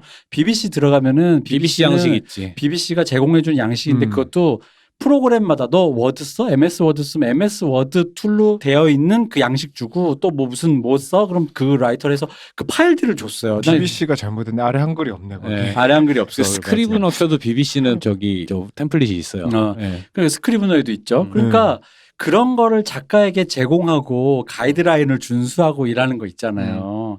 그러니까 이미 이게 이게 뭐라고 해야 돼? 이게 근본이 있다. 양반이다. 그 사실 미국에서는 HBO, 영국의 BBC. 네. 근데 그런 식의 오히려 이런 플랫폼화되면서 고정된 그 정액제로 하다 보니까 저는 네. 오히려 예를 들어서 플랫폼에서 어느 정도 쿼터를 예술적인 성취를 위해 밀어준다고 하면 오히려 자유도가 훨씬 높아질 거라고 생각을 하고 실제로 그 쿼터는 아니지만 그런 식으로 해서 되게 훌륭한 작물이 많이 나왔죠 이미 많이 네. 나왔는데 이제 그럼에도 불구하고 흔히 말하는 이제 스낵 컨텐츠라고 하는 것들이 스낵 그것도 나름 미덕은 있지만 좀 개인적으로는 요즘에 좀 필요하다라는 생각이 되게 때가 있어요. 그렇죠. 이게 네. 피곤해서 틀었는데 더 피곤해지는 네, 약간. 네. 보시면 이게 뭐지?라는 음. 생각이 드는 경우들이 너무 많아서 노멀 피플 같은 경우도 뭐 근데 사실 그렇게 막 심각하다고 표현하기에는 좀 그런 작품인데. 그러니까 우리가 큰 감흥을 느꼈을 뿐이지 그치요. 작품 자체는 굉장히 라이트한 터치긴 하죠 사실은. 아니, 이게 재밌는데 이게 냉정하게 얘기하면 솔직히 고백하자면 네. 우리가 과몰입한 거지. 맞아요. 우리가 네. 그러니까 뭐 그게- 그중에 둘 중 한 명이 외계인도 아니었고. 네, 되게 어. 라이트한 연애담이지 청춘물이지 어. 사실은. 그냥 청춘물인데 중년 아저씨들이 보고 과몰입을 했다. 이게 이제 이 대표님하고 얼핏 했던 얘기는 그런 거 이게 건축학개론의 되게 성숙한 버전이다. 그러니까 건축학개론은 그냥 약간 미망 첫사랑에 대한 미망을 중년까지 가져왔다가 그 미망이라는 것들이 이제 사라져는 얘기잖아요. 네, 그렇죠. 근데 이제 노멀 피플 같은 경우에는 그 미망에 대한 얘기라기보다는 그게 애초에 왜 불가한가에 대해서 좀 더 성찰한단 그렇죠. 말이에요. 예. 그러니까 애초에 만약에 그 순간에 수지와 이재훈 씨가 그때 당시에 진한 연애를 했었어도 40이 다 된 한가인과 엄태웅의 느끼는 감정은 사실 똑같이 상실감이었을 거라는 거예요. 그렇죠. 네, 근데 그게 왜 그렇게 되는가에 대해서 좀 더 성찰을 하다 보니까 훨씬 어른스러운 느낌이 돼요. 근데 이게 좀 이거 우스갯소리를 하고 싶은데, 그러니까 노멀 피플도 약간 내 얘기 같은 감정이입이 돼서 과몰입했다고 했잖아요. 근데 네네네. 건축학 개론에 대한 저는 약간 웃긴 에피소드인데 이 건축학 개론에 대해서 되게 좋은 표현인 것 같은 게, 전 사실 영화적으로는 별로 그 영화를 말하고 싶진 않은데 좋은 경험을 했던 건 제가 그 영화 개봉했을 때 그 심야 영화 심심해서 혼자 보러 갔다가 네. 사람이 거의 없을 때 혼자 보는데 좀 늦게 네. 이미 불이 다 꺼졌는데 어떤 30대 정도 되는 남자 둘이가 네. 술을 한잔 하다가 그냥 영화 하나 보자 해서 온 것 같아요. 또 들어오자마자 막 뒤에서 궁시렁거리는 네. 거야. 막 한가인 안 예쁘네 이러면서. 그래서 뭐야 이러고 있었는데 네. 중간부터 조용해졌어. 그래서 네. 그런 거부터 영화를 다 보고 딱 나오는데 불 끝나면 그 영화에서 그 전람회 노래 나오잖아요. 네. 이제 이러면서 나오잖아요. 그래서 불 켜지고 나오려고 하는데 뒤를 돌아봤더니 그 중에 한 명이 펑펑 울고 있더라고요. 네, 네. 아니 저도 볼 때 극장에서 우는 남자분들 봤어요. 저 여기 이쪽에서 저기 극장에서 저도 늦게 봤는데 그때 사람이 꽤 많았거든요. 난 전람회 노래 따라 부르는 남자 봤어. 그러니까 그 영화가 그러니까 영화라는 게 사실 좋고 나쁘고 이거는 사람마다 다르고, 그러니까 우리는 어떤 우리만의 기준을 만들어서 거기에 말을 하고 있지만은 어느 때인데 보면 그게 무슨 의미가 있나 싶어요. 우리가 뭐 노멀 피플에 몰입한 것도 좋은 작품이라는 것도 기본이지만 사실은 우리의 어떤 감정적인 개인적인 경험과 이런 것들이 입혀지는 순간 사실 어느 순간 의미 없어지는 부분도 있는 거죠. 그럼요. 그래서는. 그러니까 제가 과몰입해서 추천하는 게 아니라 작품은 너무 좋고 작품 너무 좋죠. 네. 저만큼 과몰입하실 분은 딱히 없을 거라고 생각을 합니다. 다만 오랜만에 보는 성숙미 넘치는, 그러니까 별거 아닌 내용인데 되게 사려 깊은 드라마. 네. 성숙미가 있는 그런 어떤 소재와 내용들 그리고 연출력. 그래서 혹시 보신 분들은 뭐 됐고 안 보신 분들이 있다면 될 수 있으면 정석으로 천천히 네. 그리고 음미하면서 보시는 거예요. 다시 한번 또 강조하지만 굉장히 촉촉하고 그냥 차분한 드라마입니다. 뭐 또 내가 또 과몰입했다고 해가지고 또 사람들이 또 이거 보고 와 이게 연예계 무슨 올드보이인가 보다 또 이러면서 뭐가 죽고 살고 뭐 난리 나나 보다, 이런 지옥 같은 사랑을 보여주나 보다, 그런 거 아니에요. 그런 거 아닙니다. 그리고 OST가 너무 좋아요. 좋죠. 그러니까 일단 스코어도 좋은데 선곡이 기가 막혀요. 기가 막히죠. 선곡이 정말 좋아요. 아 그리고 나는 오히려 그것도 있어. 그 Normal People이라는 자막이 뜨는 그 타이밍. 맞아. 너무 훌륭하지. 그 얘기는 진짜. 하려고 했는데 예. 깜빡했었어. 그게 진짜로. 그냥 텍스트 그냥 레이아웃 그냥 2D 디자인으로서도 너무 훌륭하고 전 그거 되게 중요하게 생각하는데 아, 타이틀 맞아. 뜨는 아, 타이밍. 그럼요. 네. 그건 진짜 중요하지. 맞아요. 근데 그게 매 회가 타이밍이 다 다른데 그러니까. 네. 그 간지가 와 정말 맞아요. 그 타이틀이 뜨는 딱 순간 매회 감동받았다니까. 아, 정말 센스 있지. 아. 예. 그 진짜 간지납니다. 약간 걱정되네. 우리가 계속 이렇게 너무 칭찬하니까 보다가 누가 아 그리고 이게 보시다 우리가 얘기를 실망하실까 봐. 너무 중구난방으로 해가지고 음. 그 필히 좀 보시고 나서 들으시는 게 훨씬 이해가 빠르시겠다. 아, 너무 그쵸. 앞뒤를 섞어가면서 얘기를 했어요. 아니 뭐 저희 방송이야. 저 보신 분을 전제로 저희는 항상 방송을 하지 이렇게 안 보신 분들에게 가이드를 하는 방송은 아니어서 왜냐면 스포가 난무하고 뭐 이제 그런 걸 방송이니까 이제 저희 방송을 아시는 분들은 이제 뭐 아실 거라 생각하고 어쨌든 그렇게 노멀 피플 차분하고 촉촉하지만 때론 누군가 어떤 이에게는 과몰입과 공황장애를 불러일으킬 수 있는 위험한 BBC 드라마. 정말 뭐라 해야 되지? 근데 확실히 몰입하게 그러니까 만드는 면이 있어요. 그러니까 네. 이것도 약간 건축학개론 비슷하게 분명히 내가 겪은 것 같은데 가만 따져보면 겪어보지 않은 그런 류의 얘기이기도 한데 근데 그럼에도 불구하고 보편적으로 청춘의 짝사랑을 심지어 짝사랑을 했던 사람이라도 느낄 만한 감정들이라고 저는 생각을 해요. 맞아요. 네. 그러니까 굉장히 좋은 드라마고 그리고 또 매회가 되게 짧고 되게 구성지잖아요. 좀 길지 않아서 맞아요. 에피소드 하나가. 그래서 그 30분씩 간단하게 볼 수 있는 거의 그 어떤 면밀히 말하면 6시간짜리인 거잖아요. 그러니까, 네, 이게. 그쵸. 그러니까 굉장히 간단하게 볼 수가 있을 것 같아서 한번 추천드리고 꼭 보셨으면 좋겠다. 네. 그리고 뭐 추천드립니다. 작년 올해에 본 영화 드라마 합쳐서 제일 좋았어요. 네, 저도 그렇게 생각합니다. 그냥 뭘 봤는지 다 기억이 안 아니요, 나서 아니요. 하여튼 좋았던 거 같아요. 저는 우리가 뽑았던 타오른 연인 초상과 트랜짓이 있기 때문에 전 그거 포함해서도 노말 그 노멀 피플까지 해서 저는 우열을 가릴 수 없다. 그 이 세 작품 중에서. 저는 그런 거 다 포함해도 노말 피플만큼 저한테 감흥이 있었던 것 같아요. 그래서 이 세 작품은 정말 저에게 2020년에 아주 굉장한 감동을 주었던 그래서 리뷰해봤습니다.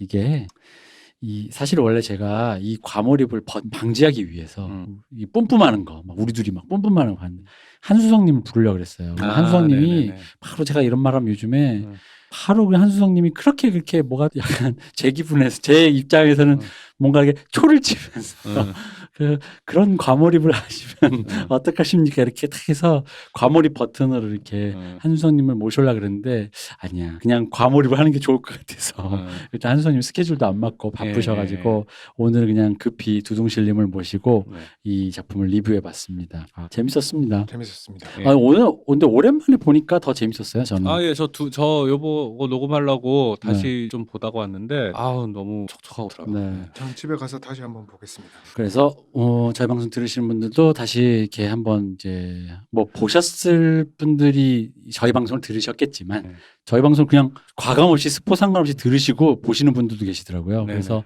다시 한번 보셔도 좋을 것 같습니다. 이게 한국에서 서비스되는 거는 현재 웨이브밖에 없죠. 네, 그런 걸로 웨이브에서 보실 수 있습니다. 네, 그럼 이제 오늘 드라마 리뷰 방송 여기까지 하겠습니다. 자, 수고해주신 제주도에서 여기까지 날라와주신 두둥실님. 네, 감사합니다. 그리고 가장 가까운 곳에 살면서 제일 늦으신 우리 박 박사님. 네, 감사합니다. 네, 그리고 저 이금금이었습니다. 감사합니다.